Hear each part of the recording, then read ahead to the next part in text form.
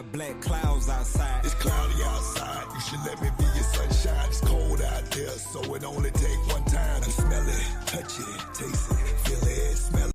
I don't know what you doing. We strategizing today. Welcome to the network. This that Hollywood Red Show. You know it. This that Hollywood Red Show. What you doing? Tune in. Where you going? Tune in. Okay. Hey. This that Hollywood Red Show. This that Hollywood Red Show. Hey. Tune in. What you doing? Tune in. Fire. Hey, you want to hear something crazy? Like, what? No, you ain't close to ready. Check this out.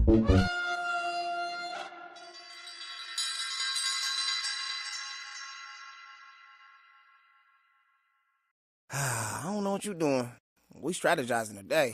Welcome to the network. This that Hollywood Red Show.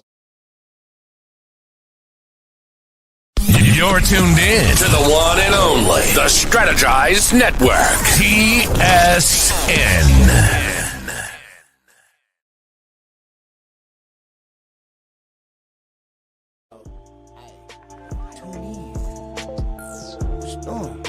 Tune in. Fire. Hey, you want to hear something crazy? Like, what? No, you ain't close to ready. Check this out. This is the Hollywood Red Show. You already know. Say what's up to the fellas. Your hosts, Slim Cat, Deacon Weezo, and Mr. Hollywood. You know what it is.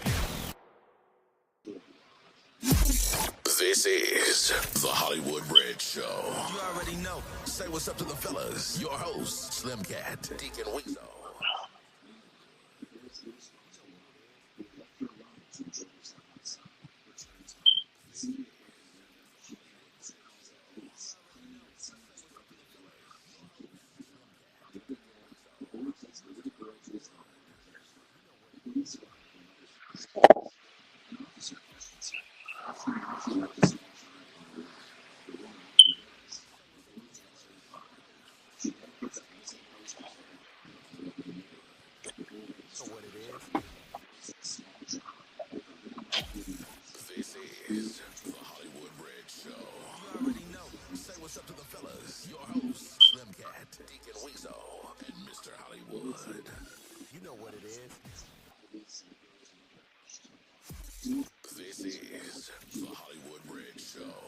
Hello?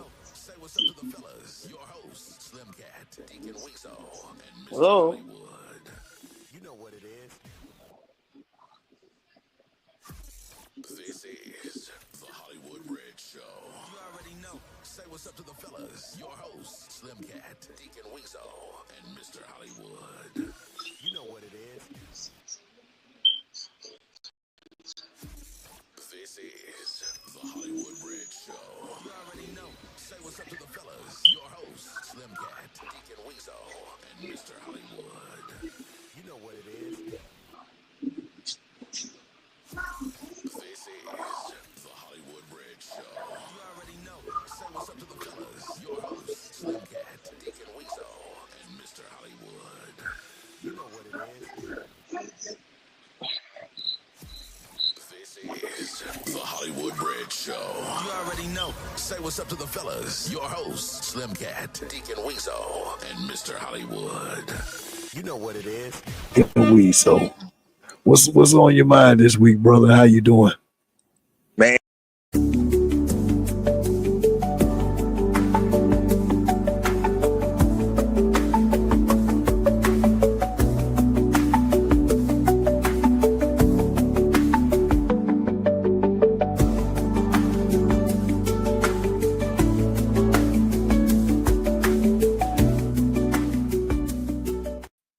Favorite of the game.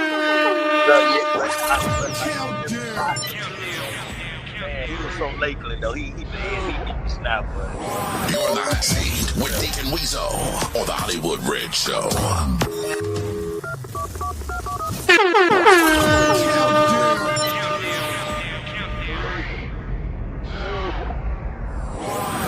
hot seat with Deacon Weezo on the Hollywood Red Show. Over here in town, I'm like, bro, that be meaning a lot to me. Yes, sir. We back. It's up. We back, man. Mm-hmm. And it is another hot seat. And it's hot. Oh, bro, It's real hot. boy, With none other than Deacon Weezo. What's on your mind this week, brother? How you doing? man, bro, Hollywood, man, the Deacon doing great, brother, man. I just ate me some Popeye's chicken, brother. Man, Hollywood got my teeth fixed, and my feet done went down too, Hollywood, man. Boy, I know I look like the clumps the last time you came over there to see me. Hollywood didn't know if me and Eddie Murphy had them wrestled in that living room. I came out there with the swollen kneecaps and all. Boy, Hollywood, but I'm doing better now, but and the Deacon ready to come on and do his thing. Yes, sir. Also, too, Hollywood, before the Deacon forget, I got them 5 for 20, them good Cialises and Viagra's too. Oh my God! Oh man, any one of your listeners. Yes, sir. For Easter, Hollywood, I got the Easter Viagra just in case, Yes, oh my goodness. Yes, sir, brother Hollywood. Yes, sir. But the Deacon, I think Marvin Sapp needs some of these. And and Hollywood, when did he start preaching? When did Marvin Sapp went to preaching? I didn't know he was a pastor. Oh my God. Oh man. Oh yeah. No. Well, yes, sir. And Hollywood, you got to jam on this thing for me, like me and you do. Only you, Big Dog told me to say yes, sir. Yeah, I didn't know he was a pastor either, brother. And I just knew that he was a music artist that's been around for a long time in the gospel circuit. So if he's pastoring, that's something new to me too, brother. Oh my God. Man, and Hollywood had the Deacon getting the old Deacon. In Hollywood, I do got to show you the Deacon ride. The Social Security been coming good, Hollywood. So let the Deacon just show you as he go Hollywood. We getting in the old cherry champagne Cadillac, Hollywood. Yes, sir. And it's up to date too, Hollywood. And guess one thing too, that before we get into this old hot seat, ain't no bed bugs in the car. And Hollywood ain't no mountain bugs and none of that. So you really can ride with no protection. Yes, sir. Oh my goodness. Yes, sir. So yes, sir. But the Deacon doing his thing, and Hollywood, I'm ready to go and spank this old hot seat. So what is it that pastor, allegedly Pastor Marvin Sapp, what is it that you felt like he really did wrong? It's a lot of churches in Manatee County. So tell me, how many of these Marvin Sapps do you think are pastoring churches at places that you went and put your dollar in the tithe in the offering bucket? It was his tone, Hollywood. Yeah, the Deacon didn't like his tone. The way he yelled at the ushers and confiscated the tithe and offering basket. And he told them to close the doors. But I thought we was in lockdown, man. That's how they used to yell at us at the wake. Oh my God! Yes, sir. When we had the fire drill, close the doors. I mean, he said close the door, and you could tell his breath was stank too, the way he yelled it. And one thing about him that I did the Deacon didn't like, he got dripped. That Rolex that old Pastor Marvin Sapp had on cost a good $50 grand. Yes, so if he needed to pay the church bills, all he had to do was just take that watch off and go on and slide it on over there. Facts. And see, Hollywood too, a lot of black churches, they won't tell you this, but the Deacon know this because I done count the tithe money. A lot of black churches get that money. They get money from the government. This is why they never go broke. The only time you see a black church shut down is if they tricking and playing with your money. Just something I do. But brother, this is why. Oh man, Hollywood, Patty LaBelle had that Bible study money from the Deacon. Cause boy, look at him. And Hollywood with that coming up too, we having an Easter egg hunt next Sunday. So anybody yes, sir, bro. Churches, and the church is for us, and we're gonna be right over there by Speedies. and it's a 2-gun minimum. So you can bring your gun, bring your good green. Oh my God! And make sure yes, Oh my sir, goodness. Hollywood, back to Carl up over there too. Have your bulletproof vest on, and I think NBA YoungBoy gonna be singing. He gonna lead devotion, but we gonna have yes, sir. We Oh having my a bunch of goodness. white Is this and gonna be Sexy is this Chocolate gonna gonna be be in a doing. church or is this gonna be in a tent? Oh yeah. Actually, Hollywood, we so scared that to be under one roof. So Oh yeah, my God! we gonna be standing right out there by the curb just in case something pop Oh off. my God! Yes, sir, because you know the YN's Oh gonna be there. goodness. And yes, so the YN, Sexy Chocolate poster, he got the YNs. They're gonna be doing a little tribute to Easter Sunday. So Sexy Chocolate, yes, sir, brother. My Yeah, goodness. him and Stanley, they used to sing with Angie Barnes. They gonna do a little tribute. Oh my Yes, sir. God! Yes, sir, brother. So Sexy Chocolate, I can't wait till you and Stanley and the YNs, y'all do y'all thing. Yes, sir. And then Brother Frank gonna bring that word to Hollywood. One thing I love about Brother Frank, his breath ain't stink. Cause boy, we got a lot of burrito breath smelling pastors. Oh my God! Oh man, yes, pastors. Y'all got to be double fresh and make sure you spray your tongue Easter Sunday. Don't you come out there with that tough breath. Some of y'all got that Teflon Oh Don my breath. God! Yes, sir. You know it stank.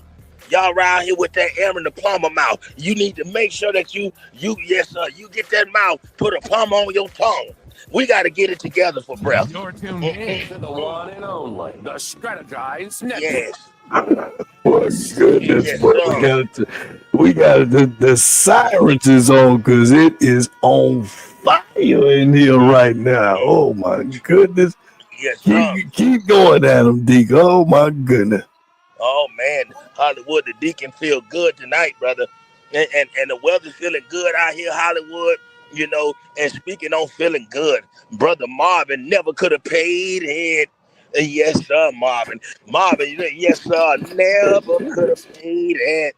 You saw the welfare in me when everyone else around me would only see that check in Oh me. my God! Yes, sir. And Pastor Marvin, bring your tail him. Now, I don't know what's going on with you and TD Jakes. It's a lot of things going on with the pastors, and I pray for y'all. It's a lot of bush getting got. It's a lot of money being got. So this what we gonna do, brother, Pastor Marvin. I know you said that this happened 2 years ago. You said it happened on Cinco de Mayo Sunday. But man, you bring your tail him. Don't Oh my yes, God! why did you show your Rolex off when you needed that 40,000? You know that grandma and granddaddy live off Social Security. Yes. See, my thing, Hollywood Red, with these old black pastors, they know that they ducking and weaving. They playing games. They know that our grandmothers and granddaddies struggling and scratching and surviving. They know granddaddy got to sell moonshine to make it. They know that we living in the inflation. Everything happening. So why in the heck, Marvin, would you cut down all the elderly folks? Why would you tell the YNs to close the door? Yes, sir. And we scared of everybody, Marvin. We don't supposed to be in there with no YNs. You telling them to lock the door. What the hell wrong with you? Did you have your guns, Marvin? Did you have your bulletproof vest on you? Where was the Braden Police Department at? How you gonna do this and want $20 so you raise hell? Your tone didn't match up. The way your energy was, brother Marvin, you never would have paid it. You could have just paid that. You getting residual money. You making sure the CD sold. So again, Hollywood, see, I have a thing with these pastors because Hollywood, that's chump change, though, Marvin. But they don't want to spend their money. This is why, yes, sir. And another thing, too, all that student loan money that y'all getting, Marvin. Oh man, I know that you at the financial aid office. You over there at MCC. You done went to college over there where Hollywood Red was at, with Florida State. I see you getting all the money. Tell me I never would have made it. And this why you ain't made another damn song, Marvin. But see now, it ain't just some. I ain't talking about my Oh brother-in-law Marvin. goodness. I'm talking, and Marvin, the old porno man name. I ain't seen a Oh Marvin since my Marvin God. Hagler. Who in the hell named their son Marvin? I say, boy, look at him. Marvin, yeah, that's an old black man name. Marvin, now Marvin is a Negro that wear Oh Levi's my jeans God. with a big Tupperware booty. I say, boy, look at him. They don't name black men Marvin no more. I don't know a Marvin Santana. I don't know a Marvin Hagler. I don't know a Marvin, yes sir. But y'all, yes sir, and see the old Hassalama Booba. So Marvin Sapp. You got a Warren Sapp last name. And speaking of him, his ass went to jail. Excuse my language, Hollywood. But we got to get on y'all pastors because Hollywood, we are sick of y'all. You got the money to make it. You talking about they ain't going to nothing but a restaurant. So you counting the restaurant money? Lord have mercy, Marvin. What the Oh my God. Yes, sir. You got to make sure you getting the Golden Corral money. Oh no, they can't even eat that. They going to Denny's to eat because you gonna make sure that little old chump change. You know what, Hollywood Red Marvin Sapp so mean and ugly. He gonna take them to the Swirly Deli and Speedies. They going to get them a gizzard box and some tater logs. And this why Grandma hadn't boo boo since Marvin died. Her first son Marvin, and you around here Oh with the my gang. God. So again, Marvin Sapp, you need to get your behind in the studio. You need to make some music. If you need money that bad, won't you lock the choir in? Put chains around the door. Oh my Yes, God. sir. Have Frank and Sexy Chocolate stand on the other Oh side. my God. Yes, sir. That little church you got, and then you dance with your Goodness. ugly church. And you know the thing with it too, Hollywood Red. One thing about Marvin Sapp, he turned the air condition off. Marvin, you should be ashamed. Oh, It's a 30-minute pause, Lord. How you gonna put a pause on it, boy? I tell you, brother.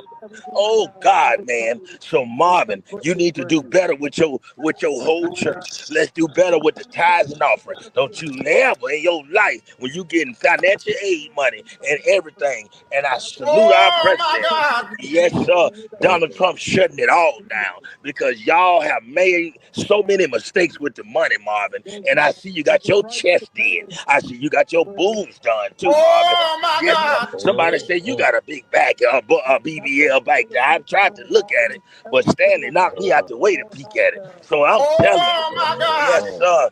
Yeah, you cut down on your bussy getting, and let's go ahead and give it back to God and put that word back in. Because the YNs ain't us. Goodness. Yes, sir. Hallelujah. Glory, Hollywood. And you make sure you brush your tongue this Easter. Because, yes, sir, we need you. And Hollywood, you talk to the deacon. What's going on out here in these streets, Hollywood? Let's freestyle this thing, like Big Dog said. Jam Pony. What subjects you got for me, Hollywood? Yeah, well, I know that it's still a lot of drama with the BMF blowing money fast. Is they blowing money fast, or is it that they need money fast? Because it looked like it's a lot of desperation going on over there. What you think, D? Hollywood is so much going on, but the arguments that these Negroes have, that's what the deacon don't like. I know 50 Cent say that Floyd Mayweather can't read and spell cat, but my thing is, okay, Oh my yes, God. Floyd Mayweather, he bought the block back. I know he bought 2 crack houses, and he gonna make them put a little old gym in there with a big treadmill, and Oh yes, my and somebody granddaddy standing at the door. But that's all right, Floyd. He gonna get better next year. I don't blame him.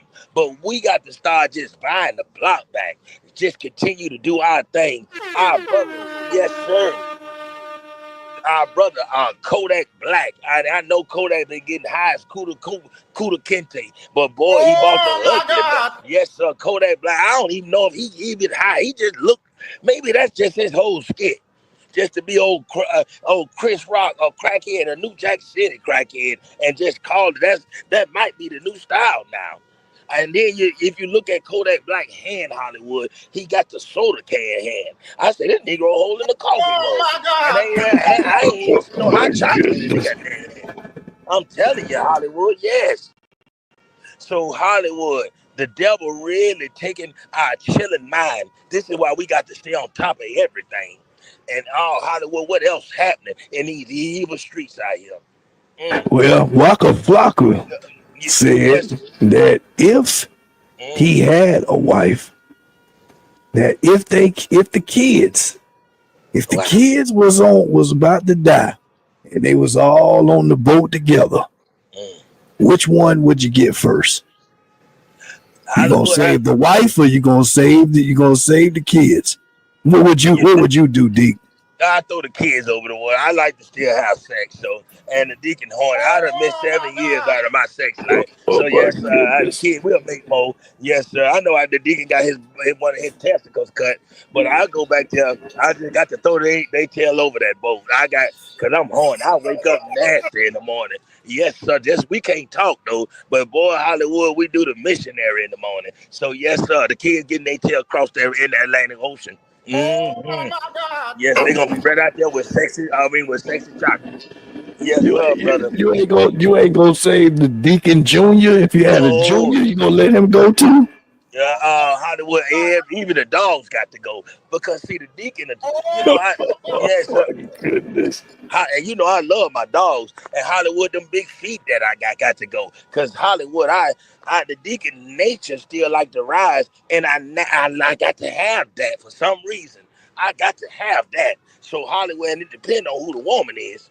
Long as she ain't got no pothole loving down there, because some of these females you can fall in, it's a sinkhole. So, but I'm still get it. Yes, sir. Yes, sir, Hollywood. Let's keep this thing going. Else we got, Hollywood? The police done pull Well, somebody over. you know, Yellow Breezy, Breezy, Chris Breezy. I'm not sure what his name is, but I mean, he keep making the headlines. It look like his homeboys is snitching, and they say Mm. snitches get stitches. But what's the new terminology for it? What do the snitches get these days? Cause it look like everybody snitching, ain't it right, D? Yes, Yellow Bees, it looked like Chris Hunt. I mean, that home that lived over on 33rd that suck his thumb. I say, Chris, I know you like the women that, yes, sir, you like that snack cat, but boy, you suck your thumb. That, yes, sir, you gotta break out of that. You don't want to have a bisexual thumb, cause Yellow Breeze suck his thumb, and you could tell too. He got yes, sir. That Negro look like a pot of yellow rice and chicken, with them ugly tight jeans on, and you ain't made no good music in a while, and you got autism, Yellow Breezy, or whatever. What is that yellow jacket? This Negro with that ugly music, Hollywood. Oh Yes, my sir. And goodness. yeah, boy, I'm telling you. And then you hide behind Errol Spence. All y'all retarded in that little group. He can't talk good, and you young, y'all young, you YNs too. Y'all ain't even in y'all 40s, and y'all already got Alzheimer's. What the hell going on, Yellow Breezy? Or Yellow Rice, or whatever your name is? Yes, sir. But if you set up Mo 3, one of the best rappers, why would you do Mo 3 like that? I know Mo 3 shaped like a fat, skinny Negro with that big forehead on him. He look like, yes, sir. I say, boy, that Negro look crazy. But boy, he made good music. The Yellow, yes, sir. You could tell Mo 3, his uncle and his mama had the baby together. Yeah, they had one of them old, yes, sir, retarded. But boy, look at here. That Negro rap so good. And Hollywood Red, I love listening to his music. That Negro makes some of them. So they killed the good rapper. But I hate the haircuts. Why they got them Dukes of Hazzard ugly? Them Texas boy haircuts. You ever saw them haircuts they got? Yeah, that Yeah, fat back. They got that afro in the back and the fade on the front and back. Alabama Negroes do it too. boy, look, I told Sexy Chocolate say he gonna wear his hair like that at church. Yes, sir, for Easter. So I told Hollywood. Big Frank that they call that the 305 because I think that's what they do down there. I Oh, in think Frank Texas, said he finna get one too. you know what, Hollywood? The Deacon finna go ahead and get him one, even Oh though I my can't grow nothing at goodness. the top. Go You know, ahead and get Hollywood. you one, D. Go ahead. Yes, boy, that ducktail grow long like Shawn Michael Oh ducktail. my goodness. Yes, sir, brother. I got me a Nat King Cole ducktail. Yes, sir. So Hollywood, I'm gonna have my ugly Texan haircut. I ain't gonna My have no goodness. edge, boy. Yes, sir, brother. Me and my brother-in-law Marvin got the same hairline. So yeah, I'm telling you, Hollywood, I'm ready. Mm-mm. And Hollywood, what else going on? We got to give a shout out to Manatee County's own Yes, sir. And y'all stole my brother Hollywood Red Banner too. LaJonte Wester. Looks like he's over there with Deion Sanders, Colorado Buffaloes. He's been putting in work. I think he transferred from FAU down there in South Florida before he got over there to Colorado. He is your boy Willie Wester, Buck. You know him. That's his nephew, and I think his father is John Wester. I'm not too familiar with the brother John Wester, but I know his brother Willie. He was came up for my wedding. Good people, good brother. Love him like as if we had the same mama. Good guy. So shout out to LaJonte, man. He is definitely on the radar for the draft. I'm wishing and praying for that young man to have a healthy career. So look like he come from good family that is instilling values and I believe he'll get out there and make good decisions. So that's what it's really all about. Oh man, Hollywood, I like to hear that kind of news. Salute to the Websters. Yes, sir. Kevin Webster. And you know what, Hollywood, them boys still got good hygiene. They still look like they're in the 8th grade. They still got their braid in the middle look. Yes, sir, Hollywood. They don't age. Every one of them look like they all got that clean face. They ain't got, just a little mustache looking like you say, still looking like 22. Man, still look like, Hollywood, they look amazing. Boy, and they mama, shout out to mama. I know, boy, Pastor, yes, Pastor them, boy, mama done been married 20 times, so I don't want to say the wrong last name. So, but I love her, mama. Yes, sir, Webster, God dang it, Belvin. Yes, sir, yes. Oh, yes. Yeah, they say that he's gonna have a workout with the Tampa Bay Buccaneers. Now, how big would that be for him to come back awesome.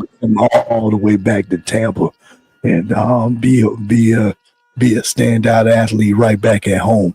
Ain't nobody out of Manatee County that came and played for the Bucks, not that I know of, and actually did something. If they did, I think they was like on the practice team. But to come back and start in Tampa Bay, that'll be a good look. Wow. Well, Bosley made the Gatorade for the Bucks. He was the gate. Yeah, Hollywood. He bought the cool out there and served cups. But yes, sir, brother. My goodness. Yes, sir, Hollywood. They gave him that job for 1 week, and we snuck a picture in that and got him on MySpace. But that was the last, yeah. Boy, that Negro did a lot of tricking with that Buccaneer Gatorade. Mm-hmm. Yes, sir. Don't do bars like that, man. Oh my goodness. Yes, sir. I'm telling you, Hollywood. Yes, sir. Shout out to my brother Boz Allen. And he got and R.I.P. to Big Todd Williams too. Yes, sir. And Hollywood, yeah, man. But that's awesome. The Buccaneers, rest in peace. Man. Rest in peace. Yes, sir. Rest in peace to you, Big Todd. But one thing about the Websters that I love, Hollywood, they still wear their jeans from their Levi jeans. Them Negro, the only heterosexual boys that wear tight jeans. I say, boy, y'all built like my baby mama. Ain't no way, you got an egg salad booty. And yes, sir, no Diddy. But Hollywood, them brothers, they never sagged their pants before. But boy, they had them pants on like Three's Company. I say, boy, this Negro built like Chrissy. God dang it, come and knock on my door. Yeah, man. So Hollywood, salute to the Websters, man. Yes, sir, brother. Salute to everybody. Everybody. And get them baby teeth out your mouth. Anybody yes, we need to grow up with our teeth. It's a lot of Manatee County nursery school Negroes with their teeth in their mouth and they 50 years old. Yeah. Stop playing bingo with nursery teeth. Go on and get that out your mouth. It's time for us to grow up and get it and act our teeth age. I just want to say that, Hollywood. Yes, sir, Hollywood. I don't know what our teeth age. I'm telling you, Hollywood. Yes, sir. And Hollywood, too, one thing I love, brother, is that all of us We done lost so many. The Easter parade coming up. I asked if everybody could be safe if they go out there, Hollywood. You know, because our young people, and we all gotta take responsibility and accountability. We need more people to invest into our young folks because Hollywood, the Deacon would have never knew how to do the electric slide if Tasha Burning and other people didn't believe in us at that Easter Oh my parade. God. Hollywood, that Easter parade, and we might have to talk about this. Yes, yes, sir, brother. Shout, shout out to all the people that taught you how to do the electric slide, brother. Yes, We got sir, the brother. last topic on the list, and you already know Nick Cannon got, he the Black Johnny Appleseed, but supposedly when Jess Hilarious was on Shannon Sharp's Club Mm, Shay Shay, she said that Nick and Meek Mills want to be Elon in the kid race, but mm. Man, Elon got Hollywood got it. $357 billion. But to be honest, it ain't stopping a lot of these other Negroes. They'll have 10, 15 kids and they ain't got now one of these Negroes' pockets, not even a tenth of that. Yeah. So what do you have to say for advice for Nick Cannon and Meek Mills, who are on a record, Uh, who went on man, record to say that they're trying to have more kids than Elon Musk? just make sure that it ain't their first cousin. A lot of us, cause we so we yes sir Hollywood. A lot of us ain't been to the family reunion since ninth grade. So Meek Mill and Nick Cannon need to make sure that they ain't laying with their stepsister or first cousin. Even some of the Negro won't even care. But yeah, Hollywood. But go on and make them babies. Now Nick Cannon, some girl with age tried to, and yeah, one of them Instagram models. But yeah, go on and Nick Cannon, he got to make up for all what he missed. Cause remember Hollywood, he was real lame when we were growing up. So yeah, Nick Cannon, go on What, and get that thing. was I the Nick Cannon of Southeast? Oh man, no Hollywood. Ray Ski was the Nick Cannon. They look just alike too. I said yes, sir. I said, boy, this Negro, yes, they do. He even smoked it black and mild like Nick Cannon. And Nick Cannon was lame when he made that. I'm a gigolo, sending lots of dough. I say, boy, look at him. Boy, you had Oh Nick my Cannon. God. Yes, sir. I think Gumo had Nick Cannon music up loud. I say, boy, anybody listen to that music, god dang it. Lord have mercy, boy.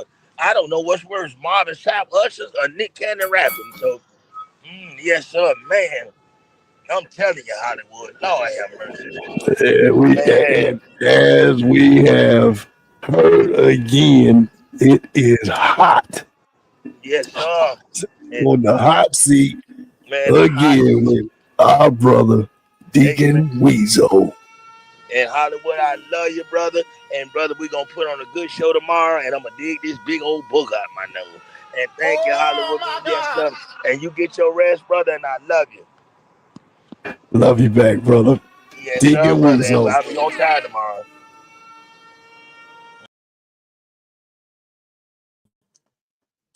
Yes, sir, Bella. Yes, sir.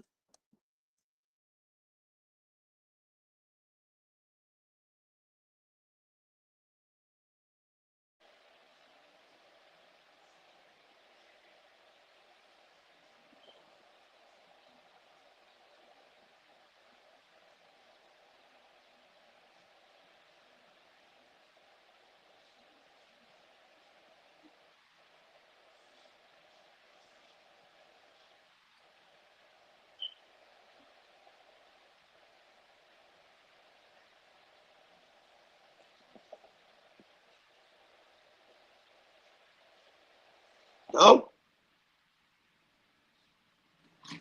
hello.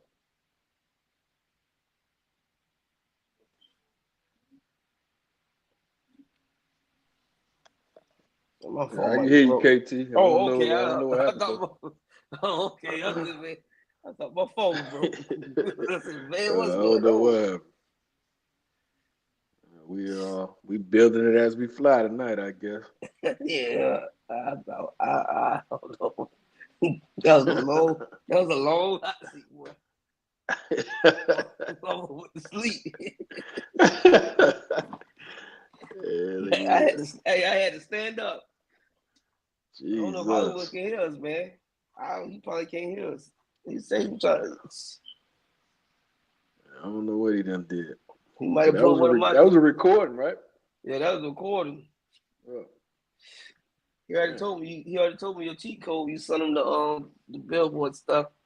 Hope we can get to it tonight. This dude here. Yeah, come on. See that part of me. You know what I'm saying? Nah, he is there, man. Nah, he is there, man. Hey, I got the same chart though. I've been at it. It's gonna be interesting though. It's interesting. I see some stuff was very interesting with both of these artists. But I hope we get to it tonight. I really just don't know what's happening. I don't know. We done started this thing too late. I'm tired too. I gotta work tomorrow. So you work on the weekends or sometimes? Nah, we got to go live. It only happen, when we going live with some new centers. Yeah, that makes sense. Yeah, me too. I'm tired, but if it don't start, I do get tired. Spring chickens no more, boy. I think we'll throw us off the time difference. Yeah, for sure. We can try to. You know what it is. Hollywood, you there? Yeah. This is the Hollywood Bridge Show. You already know. Say what's up to the fellas. Your hosts, Slim Cat, Deacon Weezo, and Mr. Hollywood. You know what it is.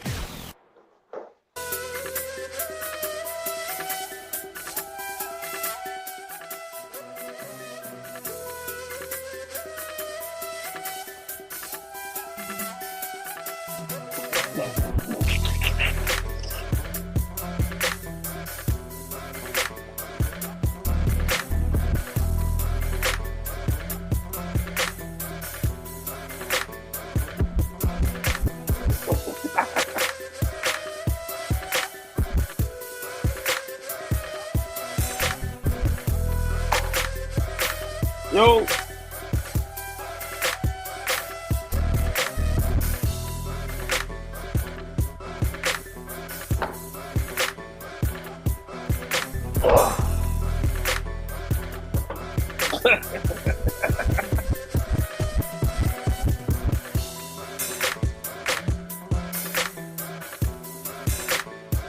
What happened, KG?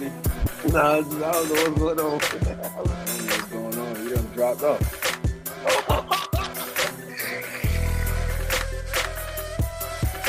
You must got tornadoes or something going on up there. There's some bad stuff.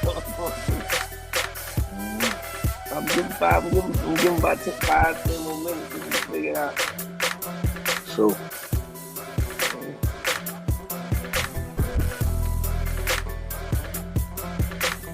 There you go. He restarted. Yo. Jesus Christ, man. Yeah, hello. Can you hear?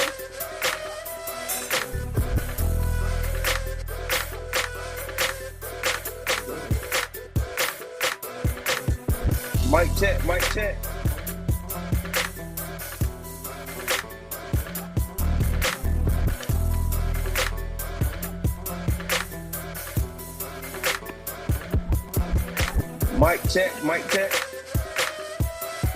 Yo. You can hear us? You hear me? In and out, but I hear you now. Yeah, I'm not sure what it meant. Technical difficulties. I kept saying what's up the whole time. I thought it was y'all. Then I heard y'all over talking with each other. I said, let me listen for about 5 minutes and make sure they ain't throwing shade while I'm over here in the cut. But I'm glad we back, man. I was trying to help y'all out because I kept saying what's up. But I guess when I hear it back, I'm gonna hear that it wasn't picking up at all on the track on the show. But oh man. But we back at it, man. We are back. Shout out to Deacon Weezo with the hot seat. It was hot. Yeah, hot and long too. But shout out to the fellas, man. Shout out to Frank Nick. Shout out to KT. Shout out to Deacon Weezo. And this is the Hollywood Red Show on the Strategize Network. Whether you're checking us out on Facebook, whether you're checking us out on YouTube, wherever you're pulling us up at, man, it's appreciated and we salute you.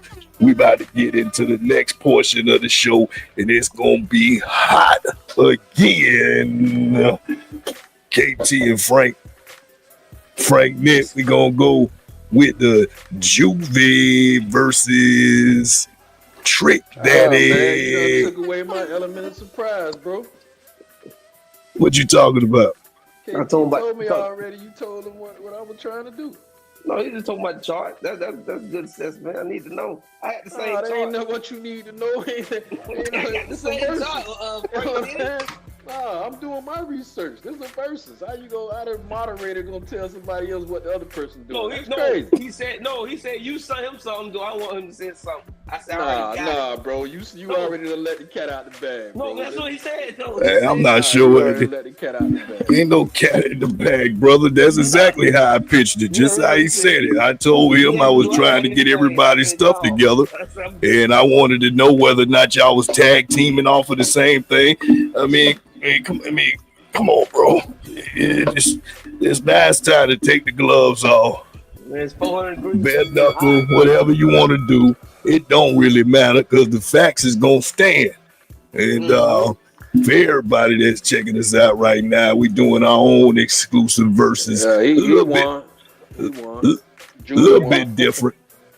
A little bit different than how the way you traditionally may see it. But we got Frank Nick versus KT. And we talking about Juvie and Trick. Yes, So yeah, man, let's get into it. So whoever want to talk first, they want to get their little talking points before we start pulling up some of this good media. Matter of fact, KT, you the one that need to talk first because you ain't give me no logs in the fire. So what's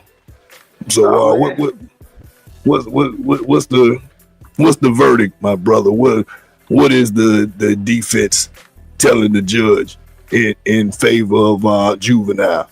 Oh man, it's quite simple, man. Juvenile is a American rap artist. He's from New Orleans, Louisiana, and and he's a pivotal figure for this music game in the South. He's still setting trends. Multiple artists to this date are sampling his music. I don't hear too many people sampling Trick music or redoing his stuff. So that says a lot. And with the numbers alone, man, I base a lot of stuff off what's going on monthly and what's still current. And one of my sole arguments is quite simple. When you go to Spotify, Juvenile monthly listeners is 2.8 million. And you go to your boy from down south, he only averages 1.8 million monthly listeners a month on Spotify. So that right there that's really the proof in the pudding that the new school and people from our generation are still tapping in to Juvie. Trick, it's a lot less. That's almost like is that a whole million off? Or it might be a whole million off. Based on that number, it's a difference. And I granted, Juvenile got more. He got more songs with Wayne, so that might help him get about the features with Wayne. But Trick got Trina, and Trina got all the women. So that's the first stat line I want to go with. It's on you, Frank. Yeah, you won, KT. No, man. You got to give me some rebuttal, man. You won, man. You done sabotaged me, man. I'm sabotaged. Man. It was sabotage. Bro, what's happening, brother? It's Watergate out here. You ready to go ahead and lay it out because it look like it's going one piece at a time. So he done laid some of his evidence. So where you going with it, Frank? Now? Yeah, he won. Oh man, no man. Yeah. Oh well. And, You're not serious, right? Yeah, I'm very serious. He won. He was sabotaging me before I even get to start. No, it's the same. No, bro, that's crazy. I'm doing research over here, sending stuff to the moderator, and the moderator leaking my stuff. Like, come on, man. No. He was just All right, fellas. Well, we go ahead and wrap this up. I'm not sure what's going on, but yeah, man. Appreciate everybody who's out there checking us out. Every Friday on the Strategize Network. This is the Hollywood Red Show. Oh boy. You're tuned in to the one and only, the Strategize Network, PSN. Oh, shoot. Okay. Oh, man. Oh, my. But yeah, man, like I was saying, brother, this is I didn't know. Listen, brother. It's nothing to be apologetic about, man. You know, it's a team effort here. We trying to put on a good show, and we humans, man. So shout out to Frank Nick. The show got to still go on, baby. But yeah, man. I mean, as far as for me, with Trick and versus Juvie, like when I was in high school, the difference is for me is that I was introduced to Juvie when I was in my late part of high school, like being from Florida, as we do, you know what I'm saying? Like he frequented through Sarasota, he frequented through our area to do shows. That's fact. So I would be a little bit biased and to try to make the difference. And I've had some offside, some stuff that happened with trying to be an aspiring artist myself. I got interactions with Trick too, like that's a whole nother story. So yeah, that's real reaches spots. I get that. but Trick, to me, it's all about, again, the timeline. Like, when was I really rocking with it? Like, because it was never where it was competing to me. Like, I was listening to Juvie when there wasn't, Trick at that time. He was kind of spinning his wheels to try to reinvent himself. And when Trick was out, I never even heard of Juvie then. So, I think they kind of crossed in two different eras. Not too far off, but just a few years difference. I got exposed to Trick around 9th grade. I didn't get exposed to Juvie until I believe around my 11th grade. But yeah, part of what Frank Nick was pitching was on the Billboard to show that for Trick, it shows that. Go ahead and use my technology over here, so I ain't gotta talk at the same time. I gotta walk it. Yeah, here we go. But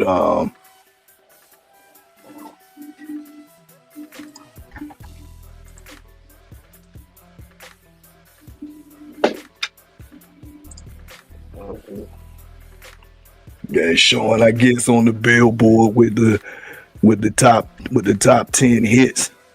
Yeah, and Trick don't got too many in the top 10. Yeah.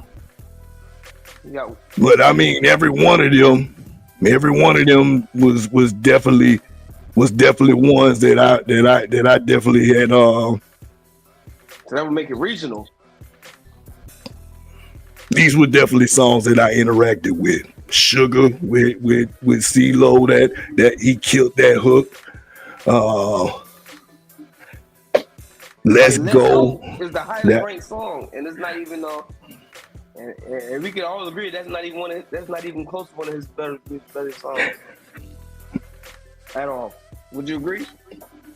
You say what now? What is your rebuttal to that? Yeah, So what about Let's Go, it's his highest charted single. Let's Go with Lil Jon. I think it was a timing thing too, because Little John was killing it with his beats at the time, and for him to jump on the hook, then for him to get outside of his area, like you said, to mess with Twister on that song, that it went. I mean, it definitely was a crossover, because it wasn't so much. It didn't have to be like straight slum thug on there to try to. He was able to get another audience. Let me say that. Wording what I was trying to say is that he got out of the hood audience. He was able to do a crossover. It was a good clean. It was easy to clean that up and make it a clean radio version. He had a Lil Jon stimulus package. Let's call it what it was. Facts. Yeah, like I say, he was boosted by some of those extras with Lil Jon being on the production there. It was in that era where he was bringing that crunk music. And so, and then with the guitars playing on the beat was stupid. So that was but I mean, even Sugar was a hit. Whoever did the production on that, the beat was killing it. So I mean, he did good, but this was the single. But I'm so hood, I can't really super credit it to it because it was too many features on there. That turned into a remix, and you don't really know whose song it is other than Khaled. So I wouldn't have credited to him directly like an album song. Take It to the House, that was more of a. I think that was like Miami people felt that more than anybody else. That's real, man. It's Miami song. It was more just representative of them. So it was straight, but it ain't one of my most favorite songs. I'm a Thug. I'll roll with that. That was a good album song. That's good. Nan, that was the first club song that I had really heard coming from him. So I was definitely a fan at that point. Still balling. I was in the military. That's when me and Frank Nitt had connected. And Tupac. And but 03. Sounds about right.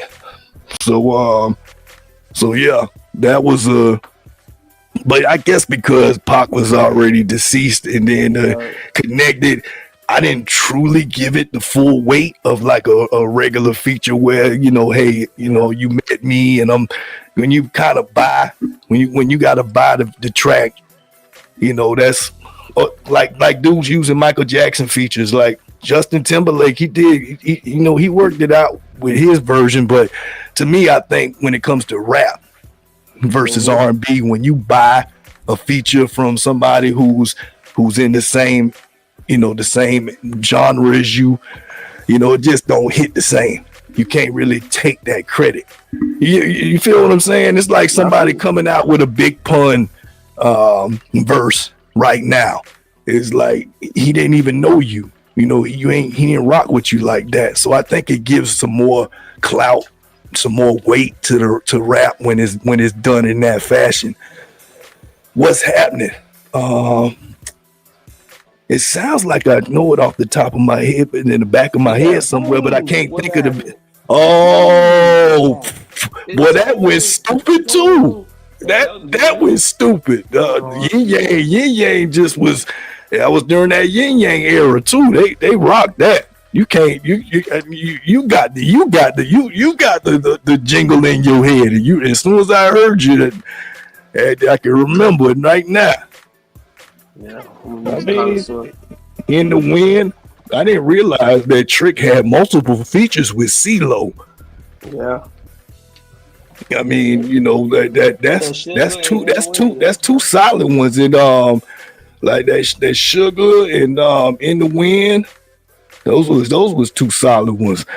It's giving me nostalgia just seeing that these tracks is out here grinding.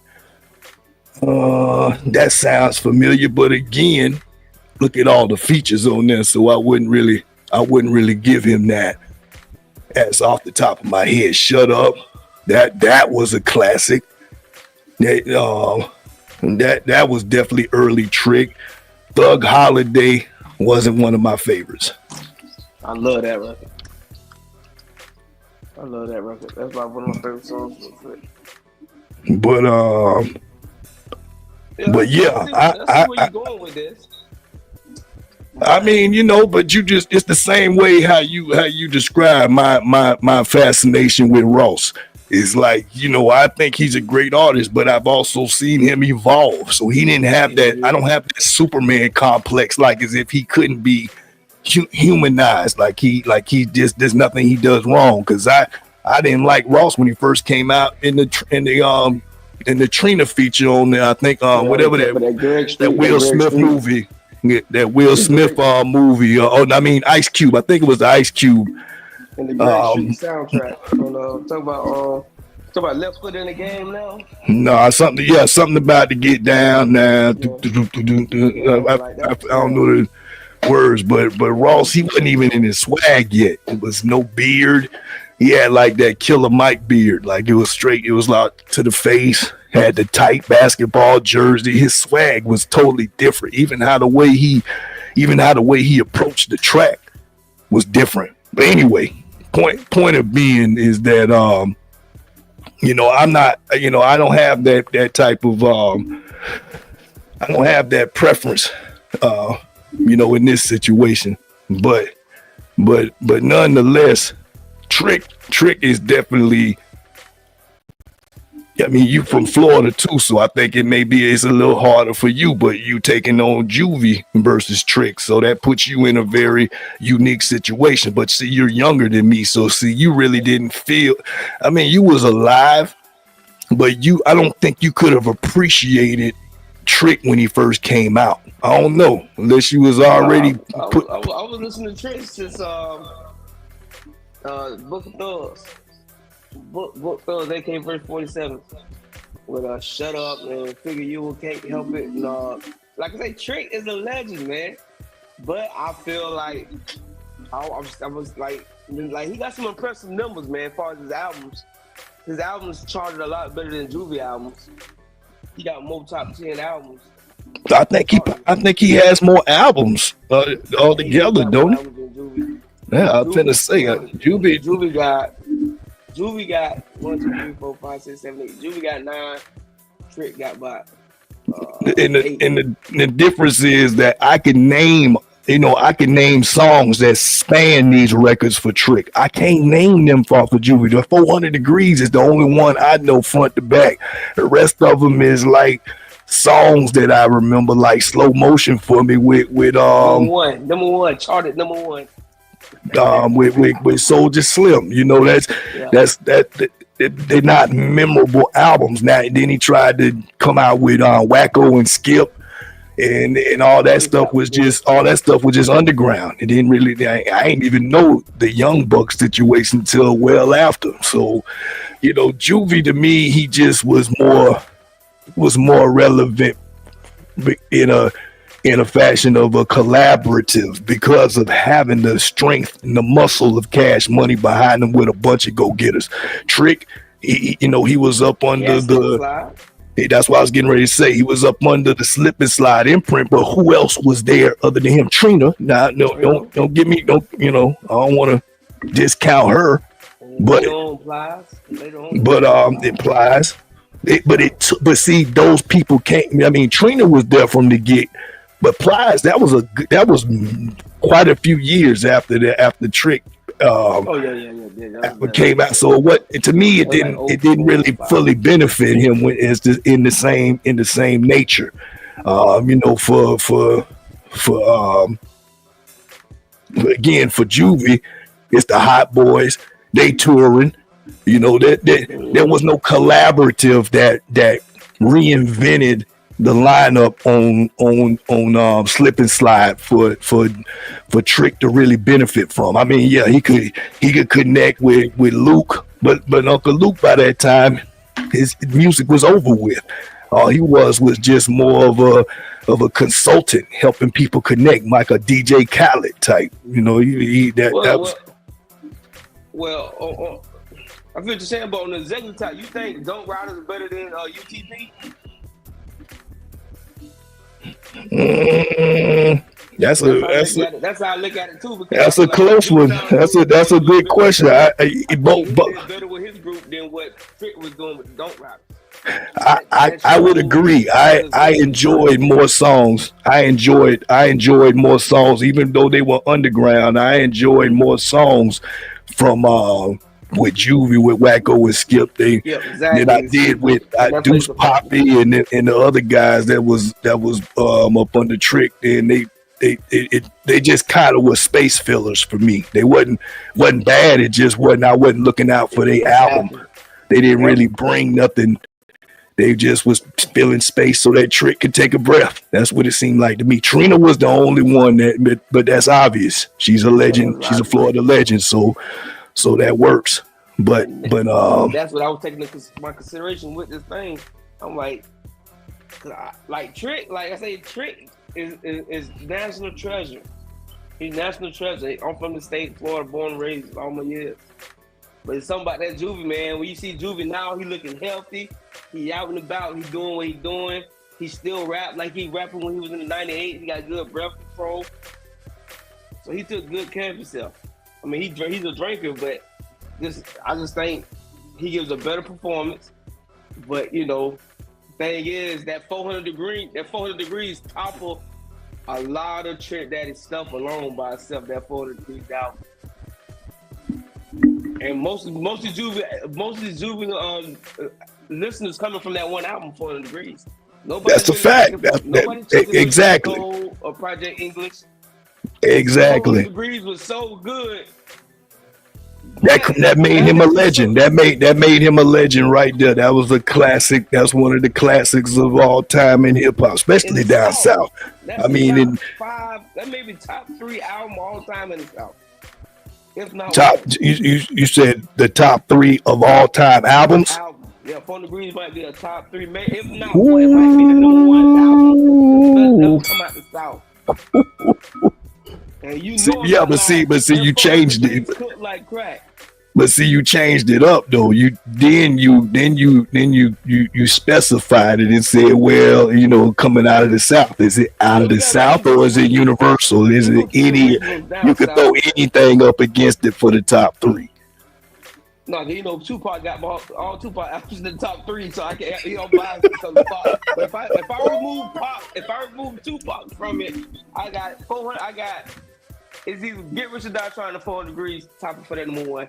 Then Rick Ross for the 2 or the 3 slot. That Port of Miami album was so good to me, and I still love that album to this day. It's like it just sounds like a movie. That's what I like about Ross, man. His music sound like movies. Like it's just the sounds is just so clear. Like he had a good but that's Ross. But I just think that 400 Degrees. Like, if the aliens come down, you gonna make sure they hear that album. You gonna say, hey, y'all gotta check this 400 Degrees out. That's how good it is. It's just so good, man. But I think Trick, now that I'm looking at it, I still got Juvie winner, but Trick, he held his own, man. From dude to come from down south, but most of his music was Miami based. He didn't have Wayne on a lot of his stuff. So he really did it. He really did a lot of stuff in the zone. I'm looking at the singles. I'm like, man, he got some. Trick might got more singles I like than Juvie. I mean, he does. That's a fact. Out of all them songs that we said, you knew 99% of them. Now let's go ahead and give go ahead and give space to you. Matter of fact, it's back on to you. Yeah. So I'm looking at the top 10. You did already call out Slow Motion. I didn't realize that was number 1. But that just lets you know again how familiar I am with. See, that was, I don't know what album that came off of, even if it did. I just know it as a single. I think it's Reality Check album. No, it's on Juvie the Great. It's on Juvie the Great. Juvie the Great album. So you got Back That Thing Up. That was that peaked at number 19, and it was 30 weeks on the charts. That was with that, and I think that was off 400 Degrees. Was that off 400 Degrees, or was it off a Hot Boys album? 400 Degrees. Okay, then you got Slow Motion, but it's a big time gap between that and 99. to 2004. You got high. Then you got Know You Clap. Now see, that's with the Wacko and Skip collaboration. Now you know that I remember that, but don't remember the album. It just came out as a, like I say, as a single. Bling Bling. You can't, now we're giving him credit off. That's a BG song. That's not technically his. That's off of BG's album. So we're giving that to Juvie. That's again kind of like with Trick in the DJ Khaled songs. I guess we got to include them because they was a part of it. They got the plaque for it. You got to include those records. Then you got In My Life. I don't know what that sound. What that? Okay. Yeah, that was whamming. That was whamming. But it was good. But it's like when you think of Juvie, that's not the first song you run to. So I get that. Yeah, but I do remember that song though. It didn't take long to jog my memory. It just wasn't in my top at the top of my memory. But Juvie got some stuff, dog. He got some. Set It Off. I'm not cult classic. You know, Set It Off is a cult classic. I mean, yeah, I'd have to hear it off top of my head. It don't.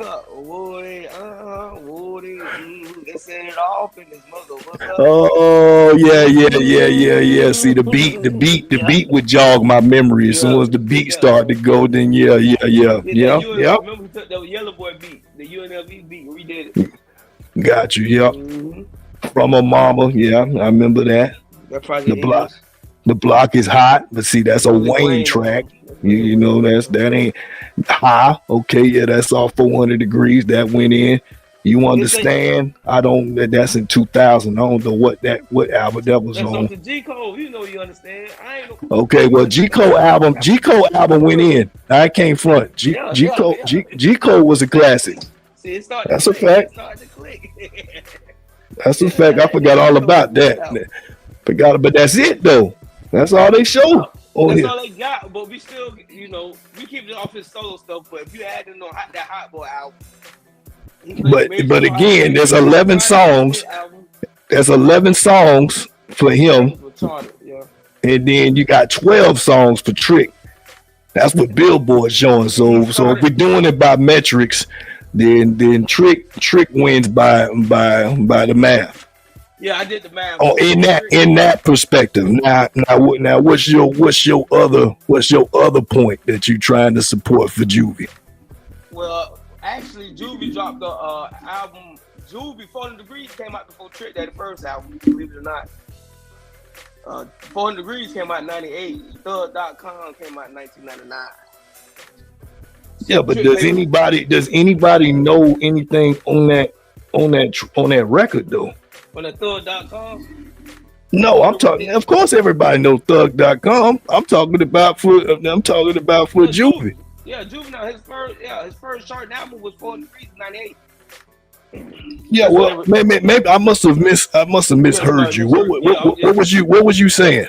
No, I'm saying because remember you said Trick. Well, no, you said you heard Trick before Juvie because where you was at in life. Correct. Yeah. Far as I knew, I never heard of Juvie until I was almost in like 11th grade. Yeah, because 400 Degrees, it kind of blew up late. It blew up. It came out, but then it didn't blow up to like a year later. Okay, that's interesting. Probably because of distribution at the time, and they ain't really had no big buzz yet. But by the time that I got to Alabama, around 99, and I mean I was going to the club 3-4 days out the week. My crew, that's all they did. We played video games, go to work, and go to the club. And in Mobile, the strip it reminded me so much of Tampa, of Ybor. It reminded me of Ybor. Really? Because that was all I was familiar with that one long street and all the clubs on there. Every city is not set up that way. So I was kind of conditioned to it, and coming from into another state and seeing it was like that because it's all night, and it's the same way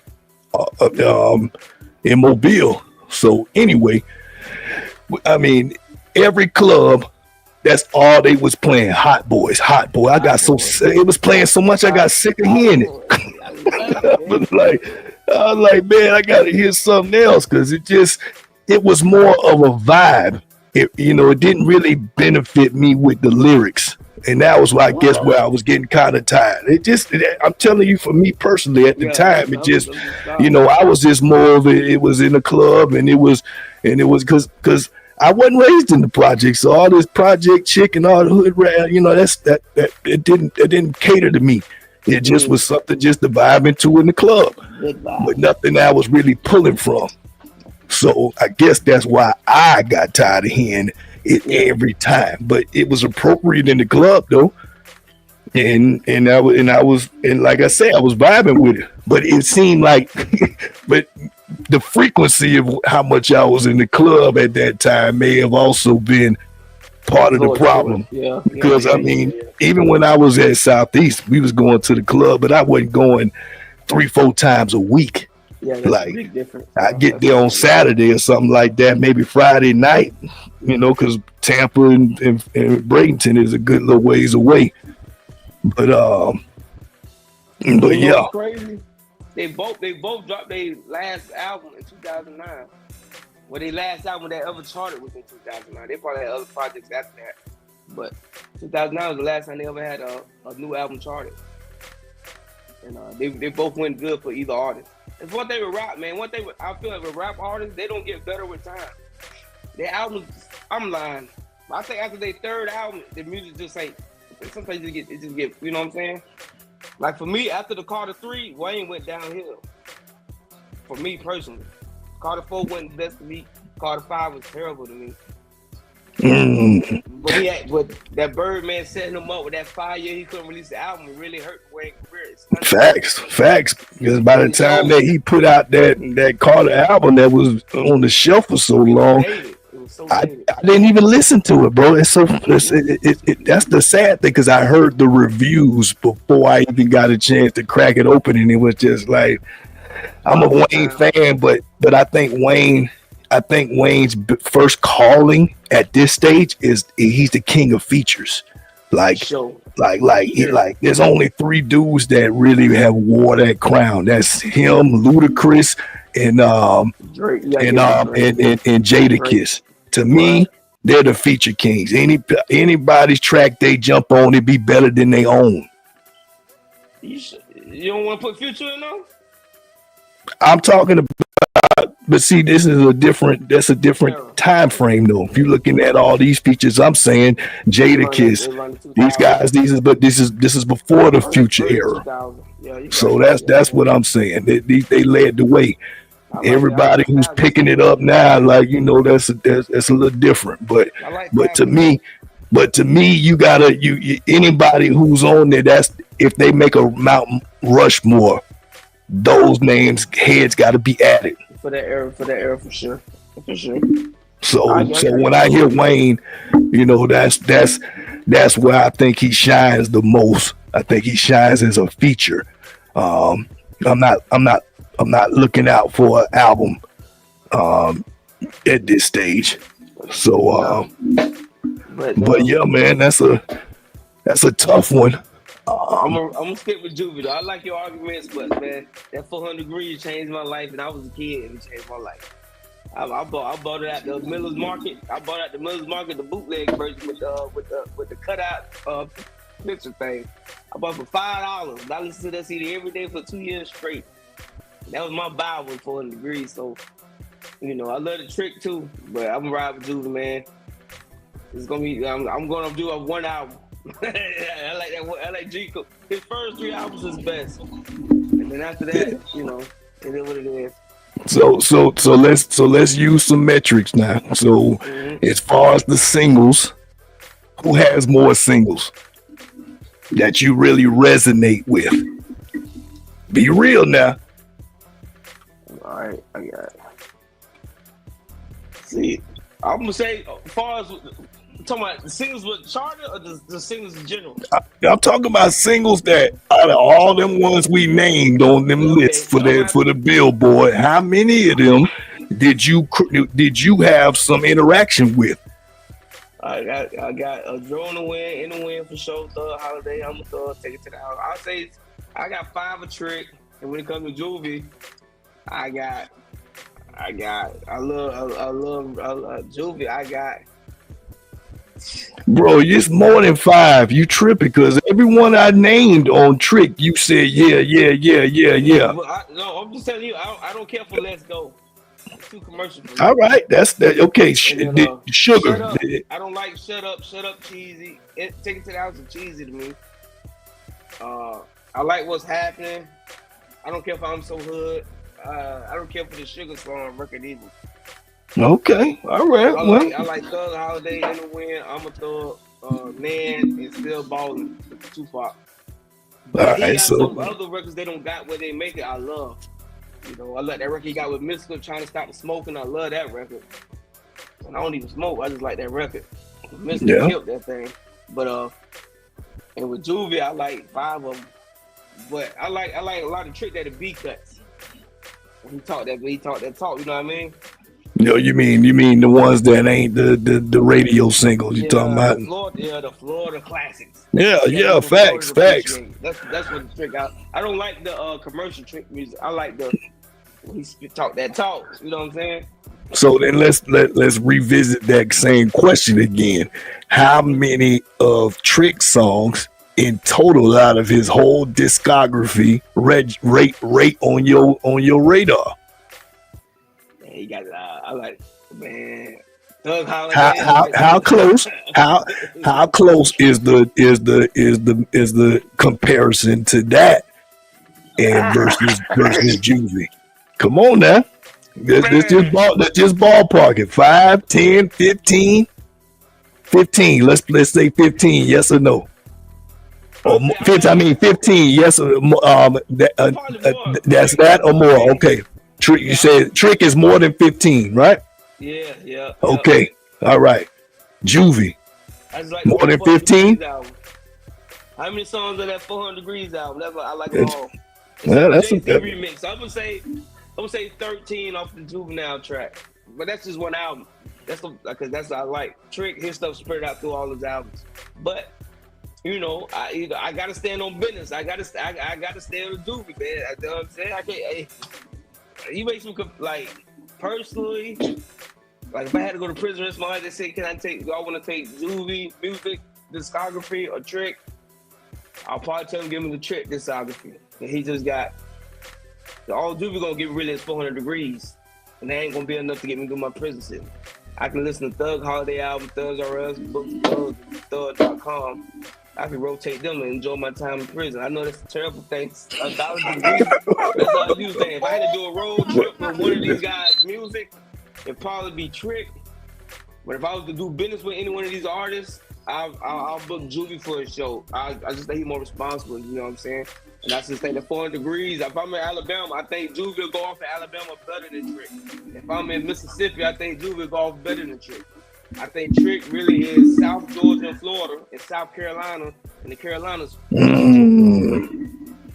if I'm trying to make a better bag, I'm not going to disagree with you on that. I'm really not.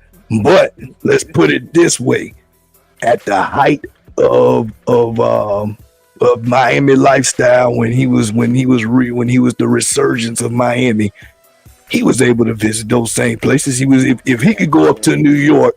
There's stories of people when he was up there in New York, you know, back when in the height of XXL and Source Magazine. I watched some type of interview where they was, you know, Trick Daddy. Hey, he's coming up to, if you make it in New York, like they say, you can make it anywhere. But as far as sectioning it off in the South, you made a really good point there. I agree. But let's also look at proximity. Where is Louisiana? It's connected to those areas too. They're closer. They got the same. They got a different swag. So I think that's why. Yeah. And that's why you connect in Georgia and Florida, because again, proximity. We ain't Tallahassee ain't nothing but South Georgia. So I mean, you know, it's just different. Just different.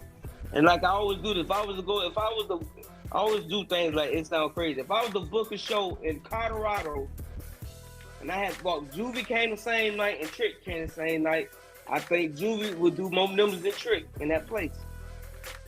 So that's why I feel like that's why You said bring him in South Carolina. That's what you said. Colorado. So I went to Colorado. And I say tonight we got Trick at this bar tonight, and we got Juve at this other bar tonight. I think Juve gonna bring a better car. I think his audience is a little bit more diverse than Trick does his audience. So that's what my verses. I take all. It's not just personal. It's just I'm looking at it as a commercial way too. And I think yes, I do. To tell the truth, more people taking for Juvie at this point. So that you actually helped me.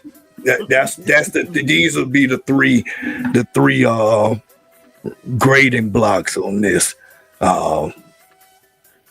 So singles, albums, and club vibe.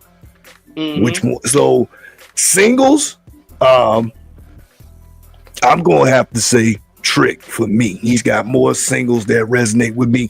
Like you say, even the B list. Like when I add that in there, it's more Trick for me. Albums, it's more Trick for me. Club vibe, I'm gonna go with Juvie. I think because of the Hot Boy stuff, you know, with all them songs, it was more catered to club vibe. To me, Trick club vibe is better suited in Miami. Because like you said, correct. So you know, it's a certain type of crowd for that. That's a crowd for that. And like I say, Juvenile got that cheat code. He got the biggest cheat code all the time. Back that thing up. Facts. Because girls on the dance floor. And it don't matter what color they are. That is universal. You could play that. I remember when we was in the military, Big Frank and I, we was deployed. We was going every country. Whenever they had a hip hop club, whose song are they finna play? Guaranteed, it's gonna come. It's definitely gonna come off of either Hot Boys or Juvenile. One of them, because they got one of them type of songs that's gonna be played over there. It made it easy, even with the language barrier. The words were simple, straightforward, the vibe. So when you can see that type of response, it's clear to me who runs the club better. I think that. So for me, Juvie wins club vibe, but Trick wins the singles and wins the albums that's charted for me. What about for you? I'm gonna go. I'm gonna lose my match, but I'm gonna have to agree. I'm at a loss for that. You know, I have to agree because I'm still Florida biased. I hate to be. I'm trying, but I just love Duke. I just like that. Like I say, 400 degrees. You can do it now. I wish the versus still was going off the real one because I would love to see. Trick might still win it when it comes to the public. I don't know. That'd have been a good versus if they could have pulled it off. But that showed Facts. That really wouldn't. I never would have thought about it until y'all gassed up this conversation. But that would be a really good versus. Where they would host it at, I think would be key though. They have to go to because that would hurt. That could hurt one or the other to me. Like you say, they put it in Mississippi. They put it anywhere west of Alabama. I think that's Juvie all the way. Yeah, anyway, what's that? Gulf of Mexico. I mean, Mississippi River. I'm tripping. Mississippi River. But you bring it to Florida. Georgia, Carolina, Kakalaki. Trick. One of the few artists that's calling it Kakalaki. That's how you know he got some flavor over there. But it's Trick all day for that. Yeah. So, but I thought those was 3 good rating scales: singles, albums, and club vibe. And so is it unanimous? So who wins? One more asterisk. When it influence, who is the bigger influencer? Because you got to have influence. Well, that's why I put that. I can add that in there. Based on what now? Because both of them have reinvented themselves. Trick got his cooking show. Trick every time Love and Hip Hop come out in Miami, it's a chance that you either looking to see artists like Trick Daddy. He's still relevant, even with the artists that's coming. Who's coming out of Miami right now? Nobody. Females. You got the city girls. So what dudes is taking the crown? Like even Ross, even with the disagreements and whatever, dealing with business between the two, it was always rumors of this and that, but they've never addressed any beef. But nonetheless, I say that to say, none of them are fighting over being the king. They both satisfied, matter of fact, I think Trick is like the unofficial mayor of Miami. I think they call him the mayor. They don't, Yeah, he might. I thought it was Uncle Luke's. I believe I heard it. I believe I've heard it in the streets. They'll say it's Trick. You're right. Yeah, Trick. But to me, when you think about Miami, as far as for the black presence, he's still like a godfather out there. Nothing against Juvie, but the problem for Juvie is there's too many. You going whenever now you trying to speak on just New Orleans by itself? How many people is he competing against? A lot more. That's done more, especially when it comes into music. So I think that's what, when you're saying influence, I would still have to give it to Trick, because people still honor Trick. You're not really, who's coming? Have you heard of Boosie or any of these other guys that came after them? They ain't even putting Juvie on songs. They're not even featuring him on stuff. So not saying that nobody's really doing that with Trick either. But my point is that Trick still gets I think he still gets the respect in a way that it is like his name is still on that in that got a plaque. I mean, he still got his office. His office is still occupied. Let me say it that way. That's a better way to say it. I don't know what space that Juvie occupies in Louisiana, New Orleans, other than just he's a legend. He's a legend, but influence, I think he's got his what? He's got a couple businesses now. I know I think he's got a beverage, and what else he got? He got that's about it. Was I correct? He's got a beverage or something that he's marketing, right? Yep. Some beer. Some type of white. Yeah, that's what I think. Okay.